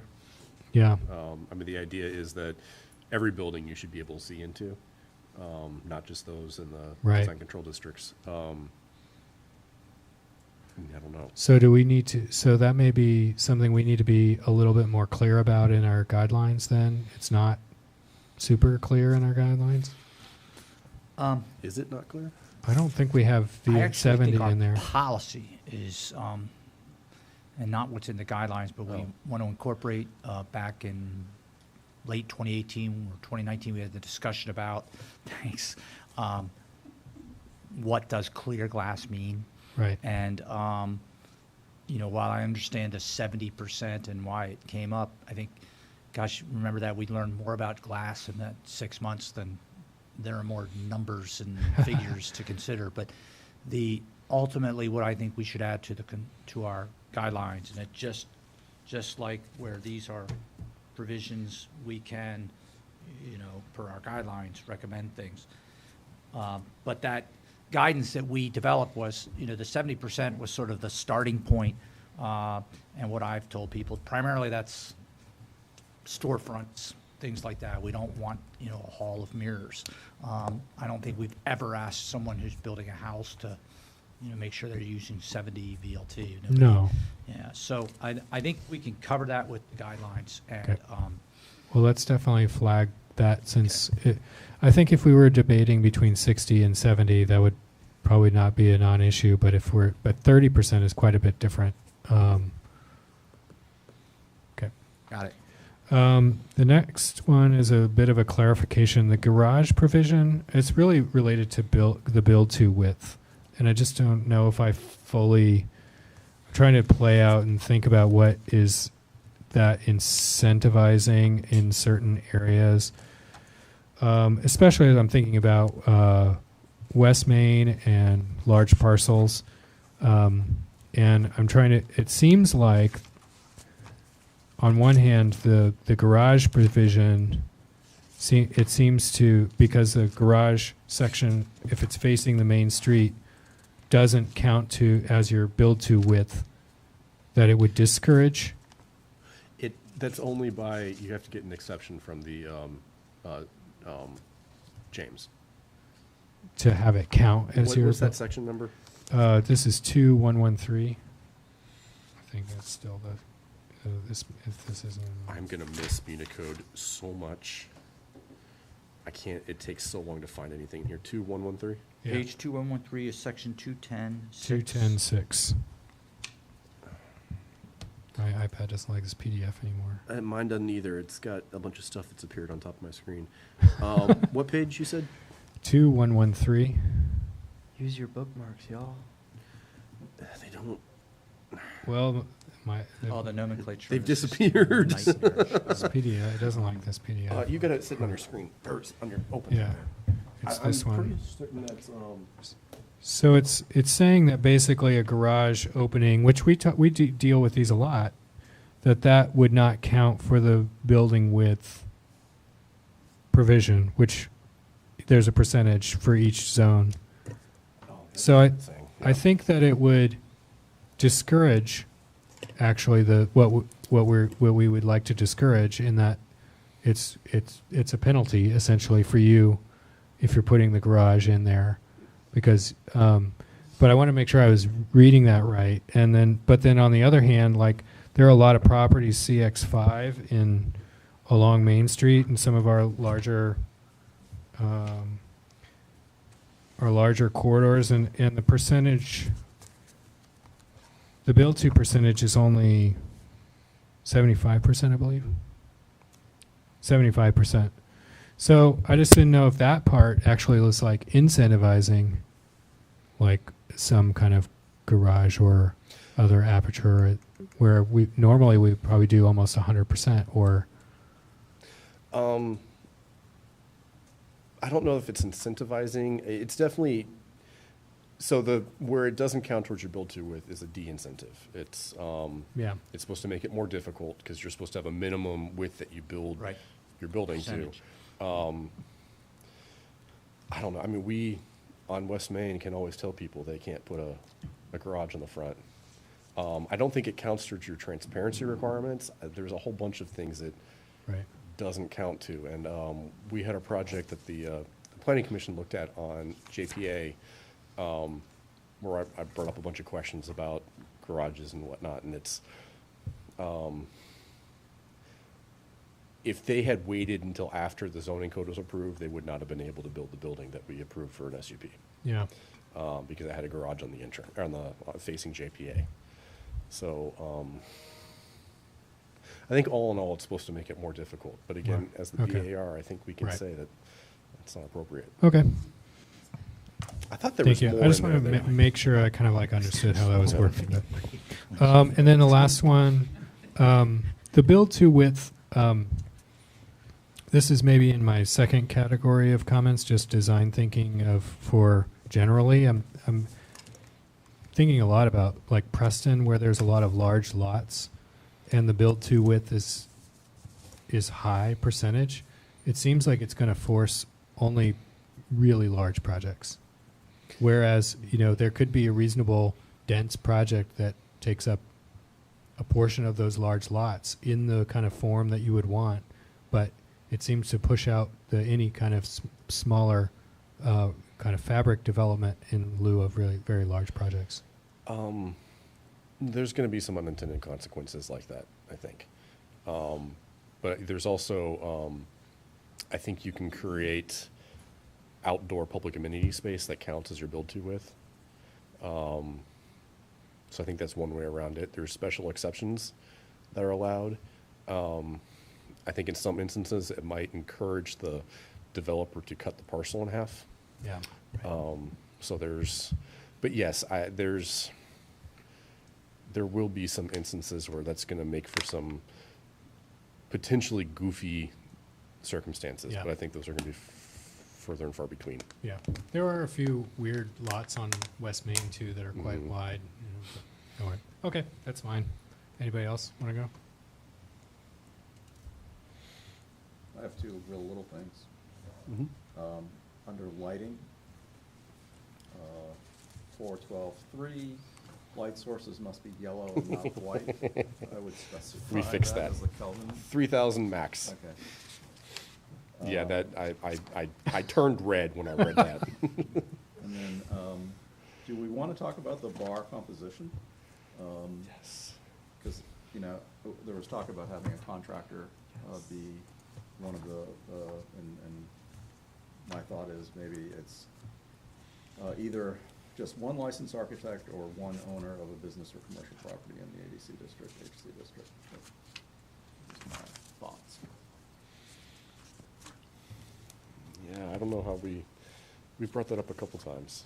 Well, the last time we said, well, maybe the landscape architect can go, and I feel pretty strongly that a landscape Yeah. architect should be in the BAR. That needs to be a requirement. It shouldn't be either or with the contractor. That's Yeah. how we had sort of left it last time, but I don't, So what we have two of is two architects. 2 architects and 2 historians. Historians. And 2 business And 2 business owners, and I was trying to get rid of one of the ones where we have 2 of. But as I said, why can't you expand the board? Is We that certainly not could. possible? There's no Why problem. not just say I'm another member of the board? I guess because you need that too, because you need an odd number, so that there can be. I don't know if we need enough. I was just thinking through that. I mean, well, one, how many times are we all here? But second, if it doesn't get up, and this has happened once in my whatever 7 or 8 years, we had an actual tie, and it doesn't pass, and so that's So basically tie doesn't pass. right. Is that in our bylaws or somewhere, or Paul, like, how many is on it the just planning on commission? jury? 9? 7. Oh, 7. It's always an odd number, just theoretically for, Yeah. I mean, any board's supposed to be, it's just. An the odd number. governance. I know it's kind of stupid, but. I don't know. Why is this even an issue? Like, what are we doing? Well, Because of the contractor. Yeah. I'm just thinking that it would be beneficial to have a contractor's perspective on the board. When we've had a contractor on the board, they were always a business owner. And the trouble is finding a contractor who runs their business out of an ADC district. So that's where we had Mike Ball, and then we lost him because he moved. Before him was Whit Graves, and I don't know if Evergreen, I don't know where they're located anymore. But there's, yeah, So is the contractor for really filling the business owner role slot? yes. right. And so if they weren't a business owner in an agency or see, then you lose your landscape architect. Correct. Or you'd have to find a landscape architect who was a business owner in an Yeah. ADC district, which also, or lives in the district. Yes. So Or really, lives in a more like, district, yeah. Let's have it say, it can be a contractor who's just a city resident. That, yes, yes. But we need to decide, either we add that or we Right. substitute that. Yeah, I think adding is easier. It just becomes a question of, are we okay with an even number of board? Which, there are no requirements. I mean, the county board of supervisors is 6, and that is, I think it was intentional as sort of require. There's 6? I thought there were 5. 6. And so there's, Like they're a district or something. I know, I'm saying, I don't think there's my point being is I know of no state code requirement, but. I think, I mean, the reason is, if you get to a point where you're voting, you can have a tiebreaker. I think you got a good point. It's very rare that we ever get to that point. I would- That's the reason. Yeah. I would prefer, The other idea is that if it's a tie, then you lose. Or you could make that as part of the rule as well. Jeff, is that right? Yeah. A tie is a failed vote? Tie goes Well, to you the still runner. have that. Tie's Uh, not, a tie's not I a don't know. majority. I don't know. Okay. So, Think about it. How did the solar panels break down? my suggestion Was is that a that the tie? historian, Were the solar panels a tie? No. I wasn't No, I here. think it may have been a tie. We didn't, No? Tie. It's No, five, it one, wasn't 5 to tie. 4. I wasn't here, there weren't 9 people. Tim- Oh, it's so good that we're revisiting this on live stream. that's all right, that's all right. May I propose Just a, like scratch the wound a little bit, you Yeah. know? I guess, back to your point, I do think it's really valuable to have a landscape architect. Yes. And I'd almost push more for that than necessarily a contractor. right. Well, May that's I- how we have it, right? I mean, that's, Well, It's, they're an either or. yeah. So is it, do we just remove it? yeah, That's the other option. that is an option. Could we? No, I'm just wondering if you could, if there's a way to write it so that you could just have 10, it's 9 members. Well, I guess you have to have a Could we minimum say a requirement. contractor or an architect? Could we make one of the Well- architect slots? What I was going to suggest, because I think that I don't think it should be either or with the landscape architect, because they bring a perspective. No, I'm not saying the landscape, No, I'm saying the I would normal- suggest one that, of these normal guys. that we have one historian, one contractor, 2 architects, one of them being a preservation architect. So there you get that preservation historian, I don't know, that's just, No, it's too hard. Who does that? well, I don't, No offense to Roger, but. I mean, even- it's easy to call Yeah. someone a preservation architect if they. I mean, fit the- there aren't a whole lot of you, you know? You're unusual. How many Yes. people work in your office? yes. I had like 5 teammates. Yeah. James, are you a registered architect? I don't know. Architectural historian, but I agree. So, I mean, I do just feel like that a lot of what we deal with is, and we're going to be dealing with in this city is a new design, a new, new coming to the city. And I think that, I mean, all of us are, I mean, let's be honest, a lot of us are interested in historic preservation, if not all of us. So there is historians sort of in all of our backgrounds strongly. So I don't, that You would just be, Contradicted Well, yourself. also, No, my city point being, staff brings the history angle. I would say that reduce, make it one historian and one contractor, and not an either-or with the landscape architect. That would be my recommendation. But you all can also go with 10. I guess they would say, fine, good luck. So, but- right now, there's 2 historians. Right. Yeah. So you still keep one absolute historian spot. Yeah. Mhm. Yeah. Could you say 1 historian and 1 contractor or historian? Historic contract. Actually, that's a good point. You could make that the either or rather than the landscape architect being the either or. That's what we're trying to say. Yeah. Should be either or. Right. Yeah. Is the zoning ordinance what I'd do that. establishes this, or is this somewhere else? No, It's this in the is- ordinance. This is in the This ordinance. is- This is the time to change it. Yeah. Yeah, this is what distinguishes you guys from the tree commission. So, you're one of 4 bodies in the city established by ordinance, so, it's, I feel like we function pretty well. I feel like we have a good number. I think 1 or 2 more would be too much. Yeah. Yes. The rule is once you hit a dozen people, you don't speak as freely together. I think I'm the, not saying that's not hard rule, it's just I think the goal is psychology. to try and to get the landscape architect off of the or slot. correct, Yes. correct. To be a- Singular, an established the reason. Right. position. I like Jeff's suggestion. So it would be 1 contractor or historian, As long as we're not touching the owners. and then right 1 on. historian is a slot Yeah. Not the reason. unto itself. Well, theoretically, we're the property rights people that. And the contractor can be a city resident. They don't have to be. Yes. Yeah. Same with this. I've also, Everybody These are businesses. is a city, must be a city resident. I So they're now, business owners? I don't have this in front of me. and it's Two. essential. But who owns, but who owns a business or owns commercial, 3 of us are all owners. except that a person who resides outside the Homeowner, city. may business be owner, the business owner, business. homeowner. Right. He's a historian. Oh. That could be a lot of. Who's the second homeowner? What are you?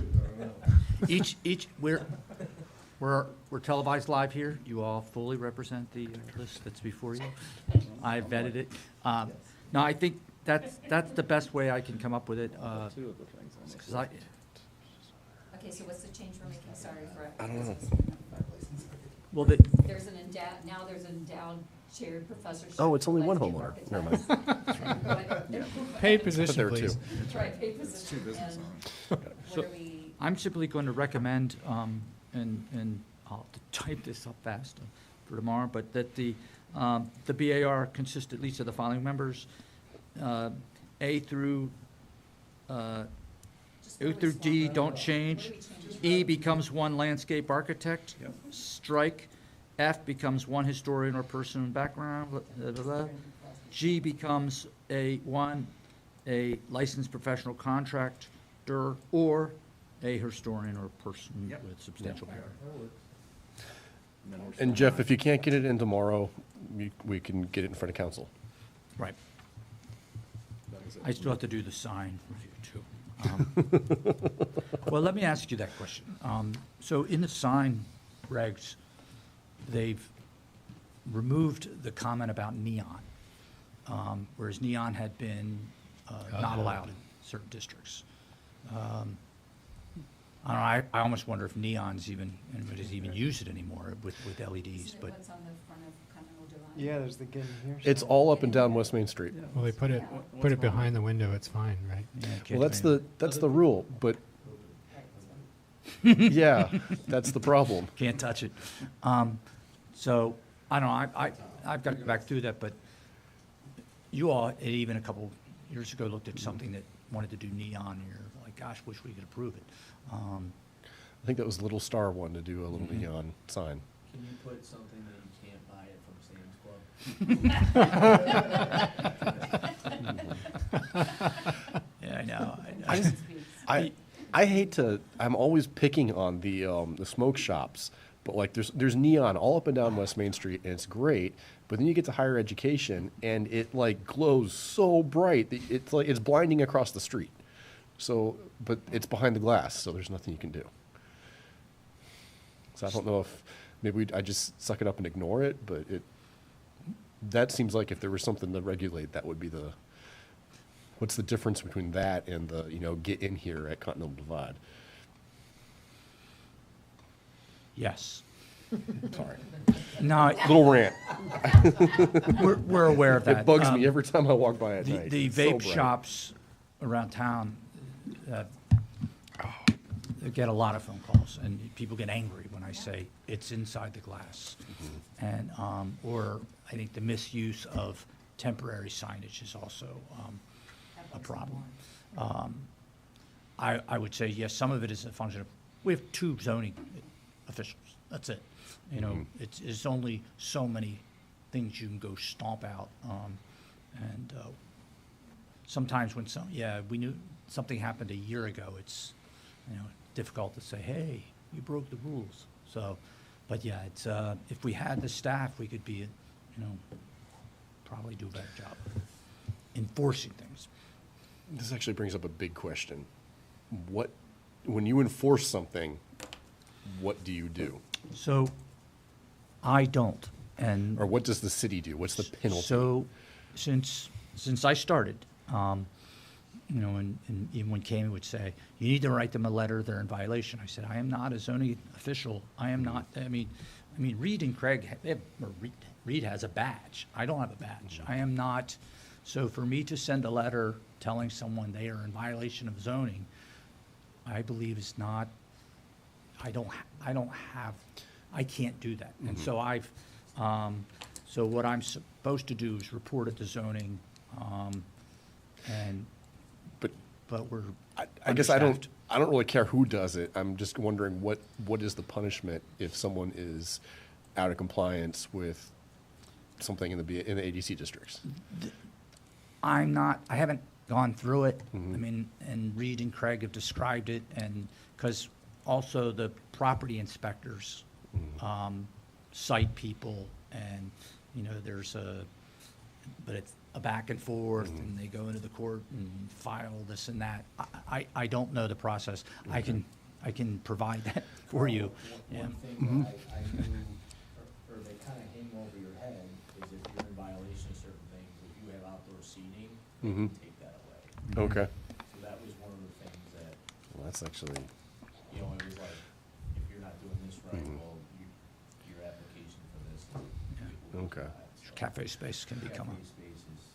I'm just wondering if that's something that we want to review, because, I mean, it's like the Violet Crown, I remember they had their whole thing with the glass was the wrong color, and the city talked about withholding their COA, but then the film festival came up, and it, you know, Failure to abide by the COA is zoning violation. Now, and I got a call, you know, people will say, for example, over Hartman's Mill Road, you know, that wild house over there with all the different sides. So there's like a deck on one side. They're like, we can't afford that with the project. We're not gonna do it. Do I have to ask the BAR? I said, no, you don't have to ask the BAR if you cannot do something. I said, you know, you're removing that. So that's, you know, I don't go and say, oh, you violated the COA because you didn't build that deck. Now, if you build something and didn't paint it, or you built the roof and didn't do the way we approved it, that's different. But, so a violation of a COA, yes, can be a zoning violation that I would contact the zoning administrator about. I haven't had, there's been a lot more stuff within entrance corridors that we've had to deal with violations of things, but usually that's a violation of many things. I'm the last one in line. yeah. So I don't think you have to clarify anything. I could just say that I don't have the authority to cite someone. You all certainly, if you see something that has all, you know, you let me know, and I can. I'll try to remember to ask James tomorrow. I'm just curious in general, because I mean, it doesn't seem like we have a lot of, it doesn't seem like there's a lot of teeth behind our, you know, code violation. But anyways, I will. Well, it's really it's building permits is our biggest, but once they get past that, there's really little. They're in the building. Yeah. I mean, the patio seating that's definitely a restaurant. I can see that would do some damage. But Unfortunately, at the end of the day, if they do enforce that, you're walking by an empty patio that looks. Yeah. bad. So now you're Right. dealing with Understood. that.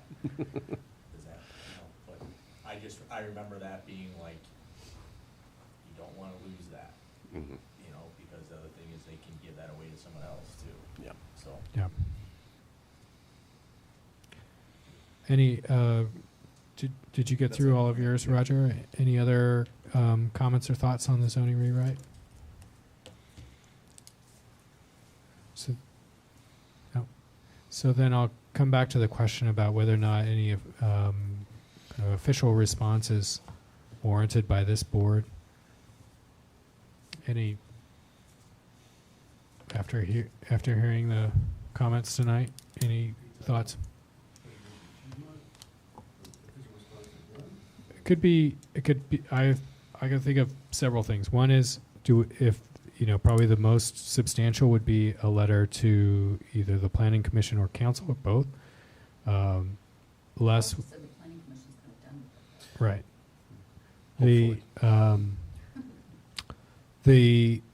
If there are any kind of technical response to any of things that need to be, written, that might be edits, that maybe that's something that has been captured tonight. It could be a response or support of the Preservation Piedmont letter. It could be a letter. It could be a letter of gratitude for the work that Preservation Piedmont did throughout this process. It could be no action.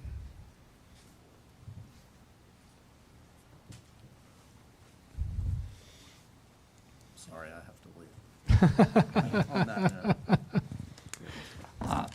note. I've communicated with Preservation Piedmont very frequently on this. Mary Choi and I, a couple weeks ago, spent an afternoon going through all of these. So, I've certainly let them know we're listening and appreciate. And informally, saying. I've thanked Yeah. them as well. Yeah. So, I think one other thing that they have raised, and just in case you've been asked about or wondered about it, but there's a lot of discussion of, not a lot, but one of their comments has been that some of the sensitive neighborhoods should be evaluated for historic conservation districts. And I responded, Lyle asked me about it, I said the same thing to Preservation Piedmont, is that unless there is significant support within a neighborhood, and not just within the neighborhood, but also with property owners, I could not in good faith move forward with a recommendation Right. of designating any neighborhood. And yes, we have surveyed a lot of neighborhoods that, 10th and Page was eligible for the National Register. Star Hill, there's a district recommended. Rose Hill neighborhood, a district was recommended. Fifeville, I'm sure. Fifeville was recommended, but it's on the National Register, but they did not want to pursue local. Little High that we surveyed in 2019, there was a core area recommended eligible for National Register district. I offered, working with the community over there, if you all want to pursue a conservation district, then it can't be me. I'm not going to go out and knock on doors and urge people to do this. So as I suggested to Preservation Piedmont, if they have areas that, given the surveys, certainly a conservation district is warranted. There's even places where individual designation might be warranted. But I don't have the time or the resources to go out and urge people to do it. But if a neighborhood wishes to do it and fully supports it, absolutely, we take it forward, but I haven't heard that. We had that conservation district, the C.H. Brown Conservation District with just 6 properties, and Planning Commission was almost 3 years ago, said go ahead with it. They've yet to produce an affirmative consent from those 6 property owners. I can't do anything until I know that they're willing, Right. that they understand what it means. So if that comes up, because it has been asked that the BAR, recommend historic designation, you all can do that. You all can, and in fact, in the past, have taken the lead in recommending, I think the last round of IPPs back in 2008, several IPPs, was driven by recommendation of the BAR. But just if you wish to do something like that, you can raise it, but my answer has been, it should come from the community. So. You said that the Planning Commission has yet to get those 6 property owners to sign on. Is that, There are individuals working towards it. okay, so someone's actually on that, okay. And we talk frequently, but it's like I said, one of them is already an IPP, but the other 5, I need to know that those owners understand what it is that this designation means. So that's what I've let the applicant know, and it's sort of almost like any applicant for a rezoning. Your burden's on you to I'll support it, but you gotta make your case. I didn't know if I didn't know if someone's on it, so good. So I don't hear any burning desire for this board to make an official statement. Nobody's spoken to that. Carl, you mentioned something in a recent email that you felt like some of that message should come from this board and not Preservation Piedmont. But do you have any further thoughts from where we are now? If you guys are generally okay with the way things have been going, I don't know. I mean, it's we could make a statement, trying to confirm with council that, please allow us to do our job in the, where our purview is, with the understanding that now that we need to consider the comprehensive plan, just so that everybody's on the same page, because the Planning Commission had to kind of get their heads around that for a while. Is the BAR going to be able to do what the BAR does? Do we want them to do what the BAR does? Just so to be clear too, I responded to every point in, I think there were 4 letters total, and shared those with my boss. So I guess representing you all, I responded to all of them, and a lot of them were, I agree with Pres Piedmont. Then that was discussed, and certain things were taken to the planning commission. So that's the way the process worked. I don't have a direct line to the planning commission, but I did review all of their comments and respond to them. And I think those that were, did ask for some significant things, they were all accounted for in some way. So, so I guess I didn't want to think that I just got the letters and did something. I've been communicating both with them and internally. Hopefully I've represented you all, honestly, so, but I think. I've definitely, maybe I'm a little bit with Carl, after going back through and reading this draft again and reading through all of the comments that we've both internal and from Preservation Piedmont, I felt like we're in a better place than maybe we were, or at least a little less contentious place than we were a few months ago. And so I think that their thanks is that what they're getting is, we've paid attention, they've added to it, they've contributed to some positive changes, and but I can certainly draft something if you want. I don't, but I think that they are aware of that they've been heard and appreciated. Okay. I feel like we're not an advocacy group, to be honest. We have the authority to review applications in light of the guidelines, now the comp plan, and make, application-specific decisions. To say,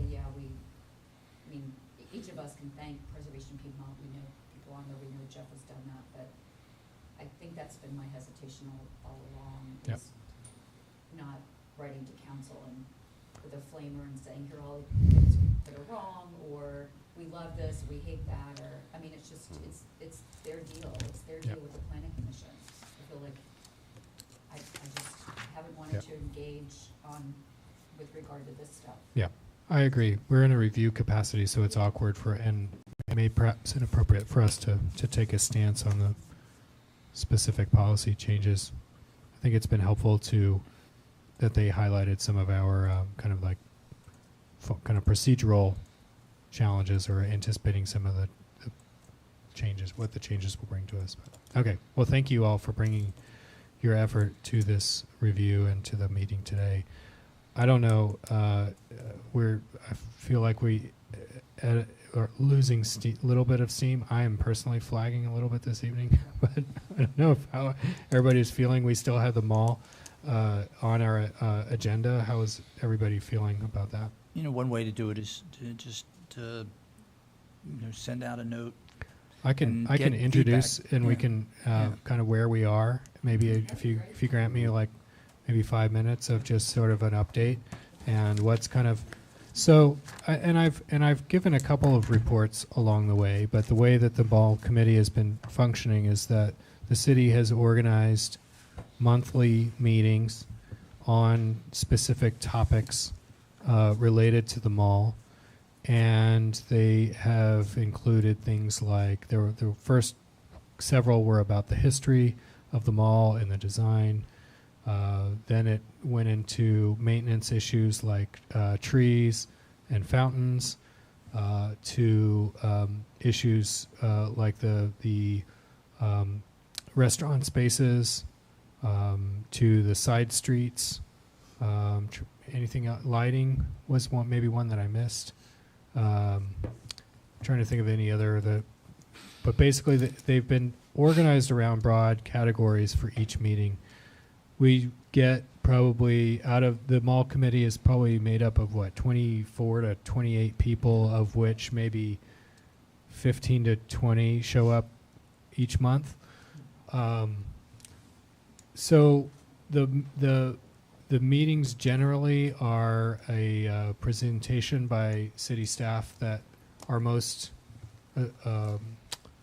involved in the either maintaining or preserving or facilitating those particular areas, kind of describing the particular condition, and then there's been a chance for feedback from the variety of people, which include restaurant owners, business owners, designers, civic folks. And so I think they've been helpful to spend a little time generating some conversation. I would say that my own critique is that this short amount of time and just the function of like who ends up attending each meeting means that it is not particularly detailed, and not really enough time to really dive in or make specific recommendations. But I do think that they've been useful in bringing certain things to the city's attention. What they're currently in now is kind of an end game strategy. This is my perceptions, Jeff, but you've got a much closer seat, but I'll give my perception, you can say otherwise, is that they're getting close to wanting to wrap this up and try to get to a point where there actually is some actionable items. And so they are in the process of drafting a set of recommendations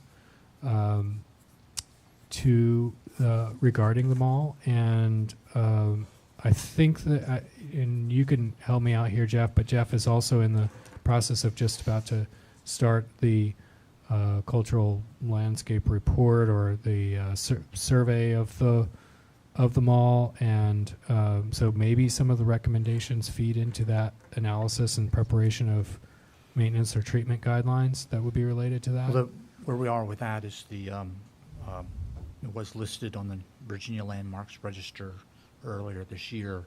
That application is currently being reviewed by National Park Service for listing on the National Register of Historic Places. So, and within that survey, it identifies the items, the characteristics, the elements that are important. Not sure how much in the next step we'll get into this cultural landscape study. That idea, I'm trying to see it more as a maintenance study, maintenance plan for how we're going to treat things going forward. But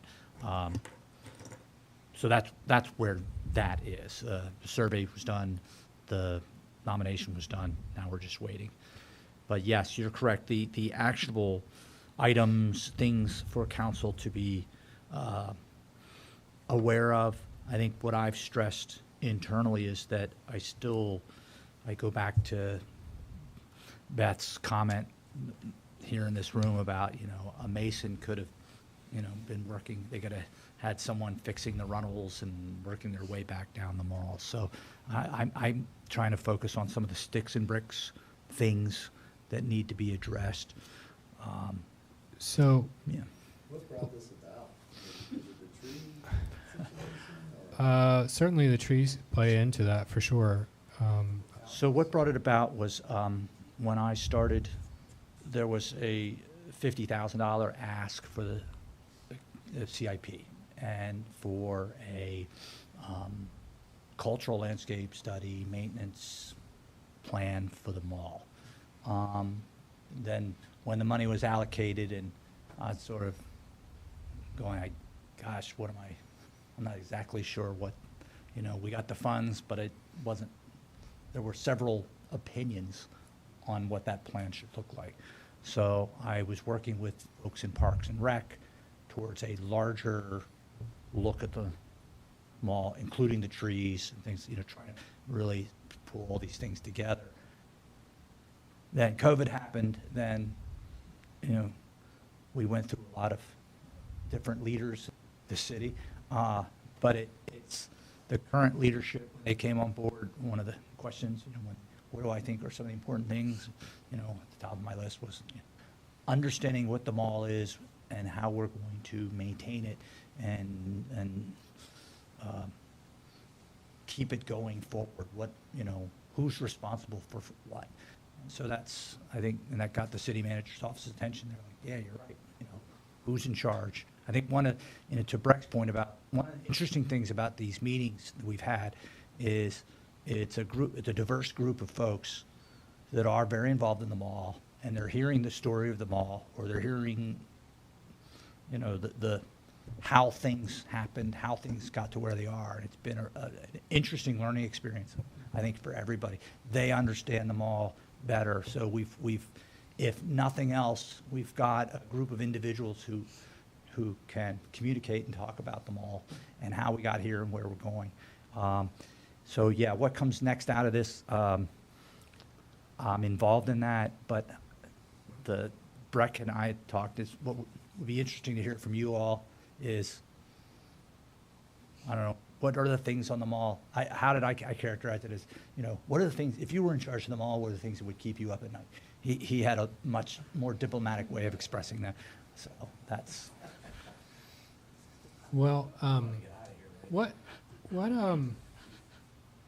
me just throw this out. I hadn't really thought about this until the conversation about tonight.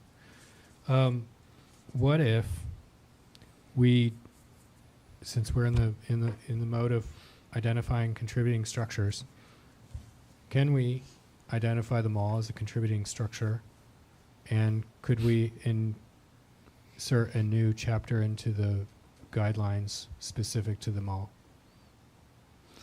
I've always felt so. I think the cafe spaces definitely need to be revisited. We've been saying that for some time. There's things in the cafe spaces that people are doing.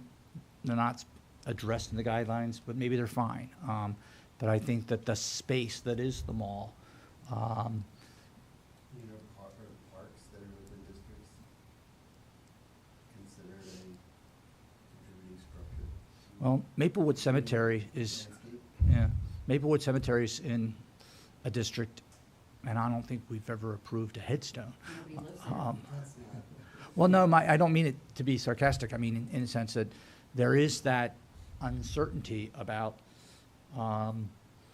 Beta Bridge is in a district. You know. Contributing structure is almost in this. This came up with the statues, but they were almost always buildings.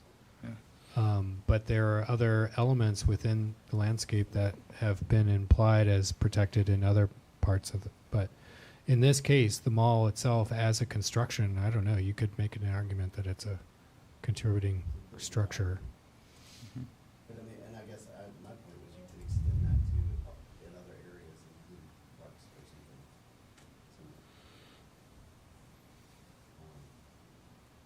UVA, like the lawn itself, only a few years ago got listed as a facility. But there's reasons for that, but it wasn't a thing per se.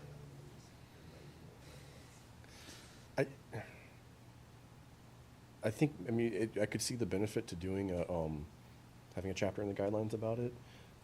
I do think if it's publicly owned, we need to be more of a recommender rather than final arbiter, if I'm using the right words.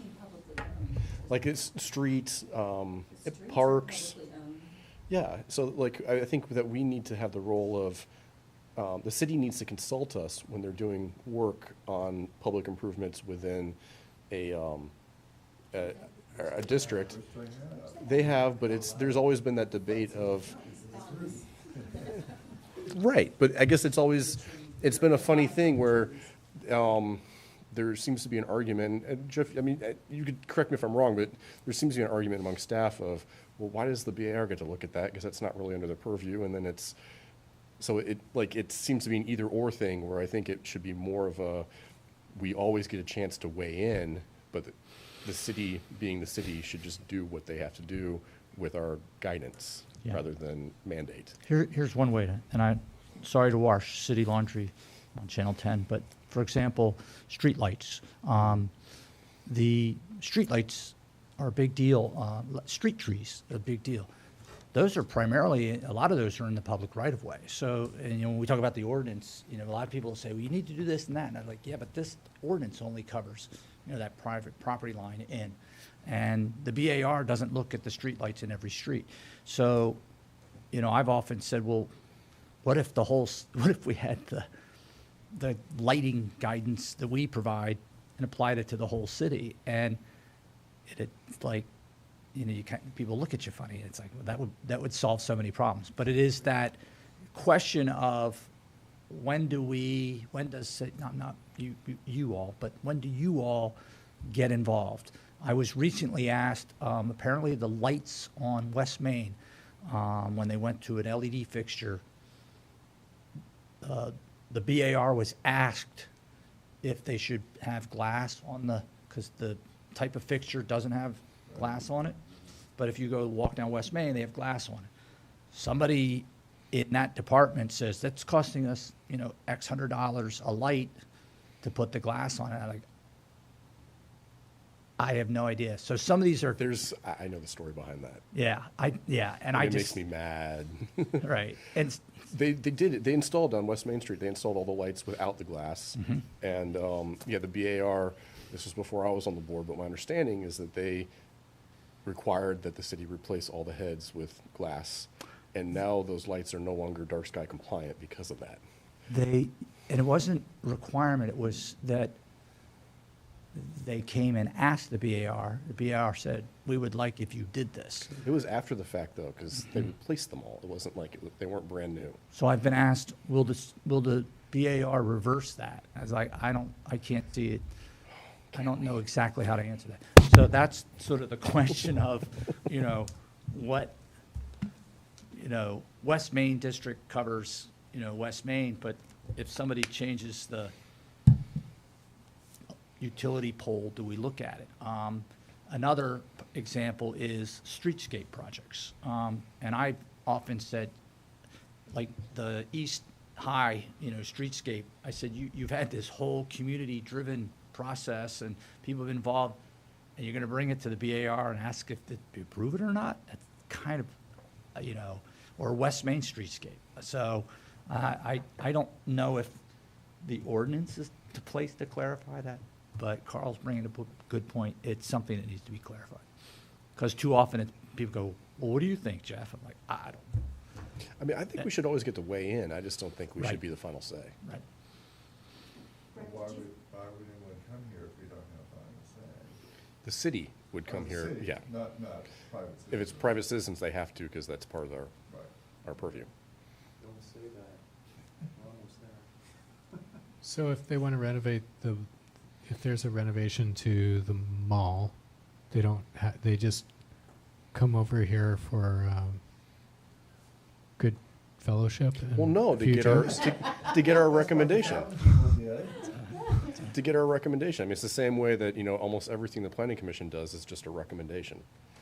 And then council has the final say. I think the fountain discussion was really rich and. Well, I thought it was too. I thought it was ultimately very dissatisfying. Well, It was a rich discussion. okay, hold.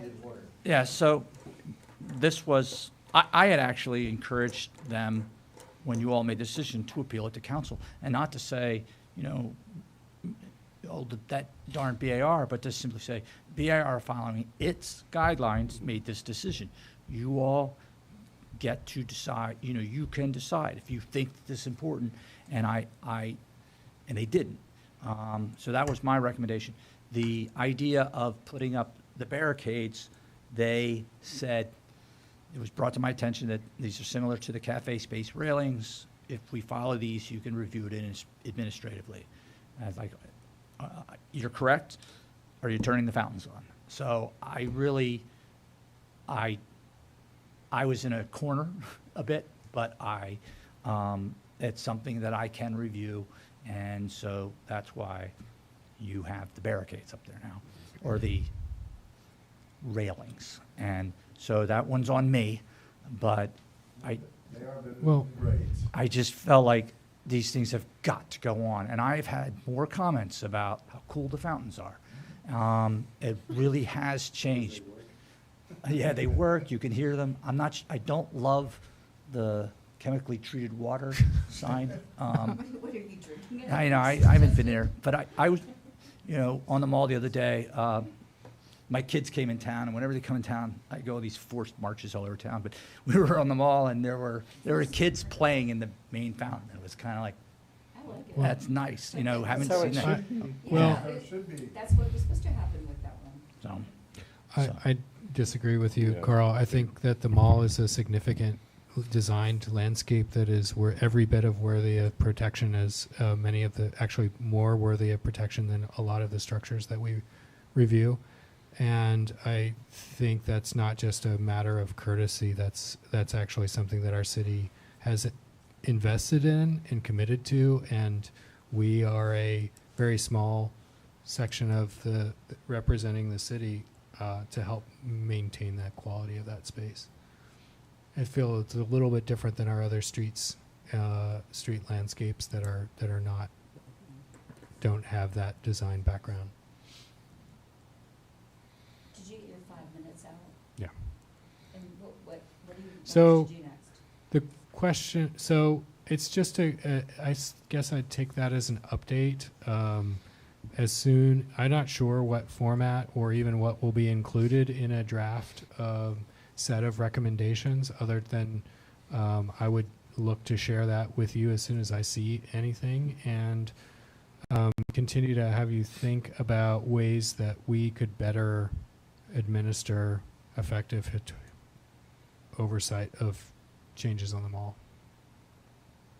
And now I actually think we ought to think a little bit about the, adding it to our guidelines, because we don't have a lot of really specific language that we can easily point to. It should at least be a sub-area, right? It is like a sub-area. It has like 2 sentences, and it mentions Halpern like once. And there is a lot of language on the vendor spaces in the mall, but that's in a totally different section. It's not included in our design guidelines. I don't even remember where that is. There's the civic space chapter, which it sort of all over the place. I think that's another one that could be better organized and broken down. And I mean, when you're talking about what to evaluate for a new public building versus a park, I think there could be some clarification added to that. But it is a conversation that's occurring internally as well, and I'm very much in the middle of it. So, any thoughts, they're always welcome. I would appreciate if, had thoughts, even said if there were 5 things in the mall that, you would worry about the most, what would they be, kind of thing. But it is helpful to me in my job in the city, and then certainly Breck in his job in this committee, we'll get a look at it as well. Are you talking about the public facilities or including private, your own property? Well, it would be, that's a question. The sub area, as it's described, includes description of the facades and the structures that are adjacent to it. I meant for So I'm not. the mall No. committee. The mall committee is primarily thinking about the public Public space. space only. And the side streets, and that's been one of the things has been, if some of the side streets they read as a street, they don't read as a place, but if we brick them over, even if you allowed vehicles still use them, but they could be used alternatively on, some days for markets or whatever, would that, changing that surface, help transform that space and how it's used and how it's perceived? Okay, if we did that, do we want to replicate the mall, or is the mall sacrosanct? Do we want to, would it be something different? Differentiate. It's those sort of design questions. And I think I would argue for the, decisions, the BAR should be consulted, but I think it would mean that there are some things established in the guidelines that come from that inventory, that historic survey, and so that we have criteria to go on. It's not just the BAR, let's figure out a cool design. It's no, our guidelines instruct the following. Do we need a historic survey for the mall? I already have it. But no, it doesn't include the buildings. It's, if you look at the face of the buildings, you'll see the first bricks out are turned, so that the property line actually is often right outside the wall, so that's all the private space. Everything we're talking about is from there in. That is 66 feet to the other side. You mean what was surveyed? Well, as far as when we refer to the downtown mall in its in its context as a, what did you say the lawn is now? Facility? You know, as a facility, as a place, it is this context, it is what's within the public right of way. Because what's, you know, BAR has purview over the buildings and facades, yeah. Its purview over the rest of it's a little ambiguous sometimes. Okay. Stay tuned. Move to adjourn. Do I hear a second? Second. All right. Thank you all. Thank you, everybody.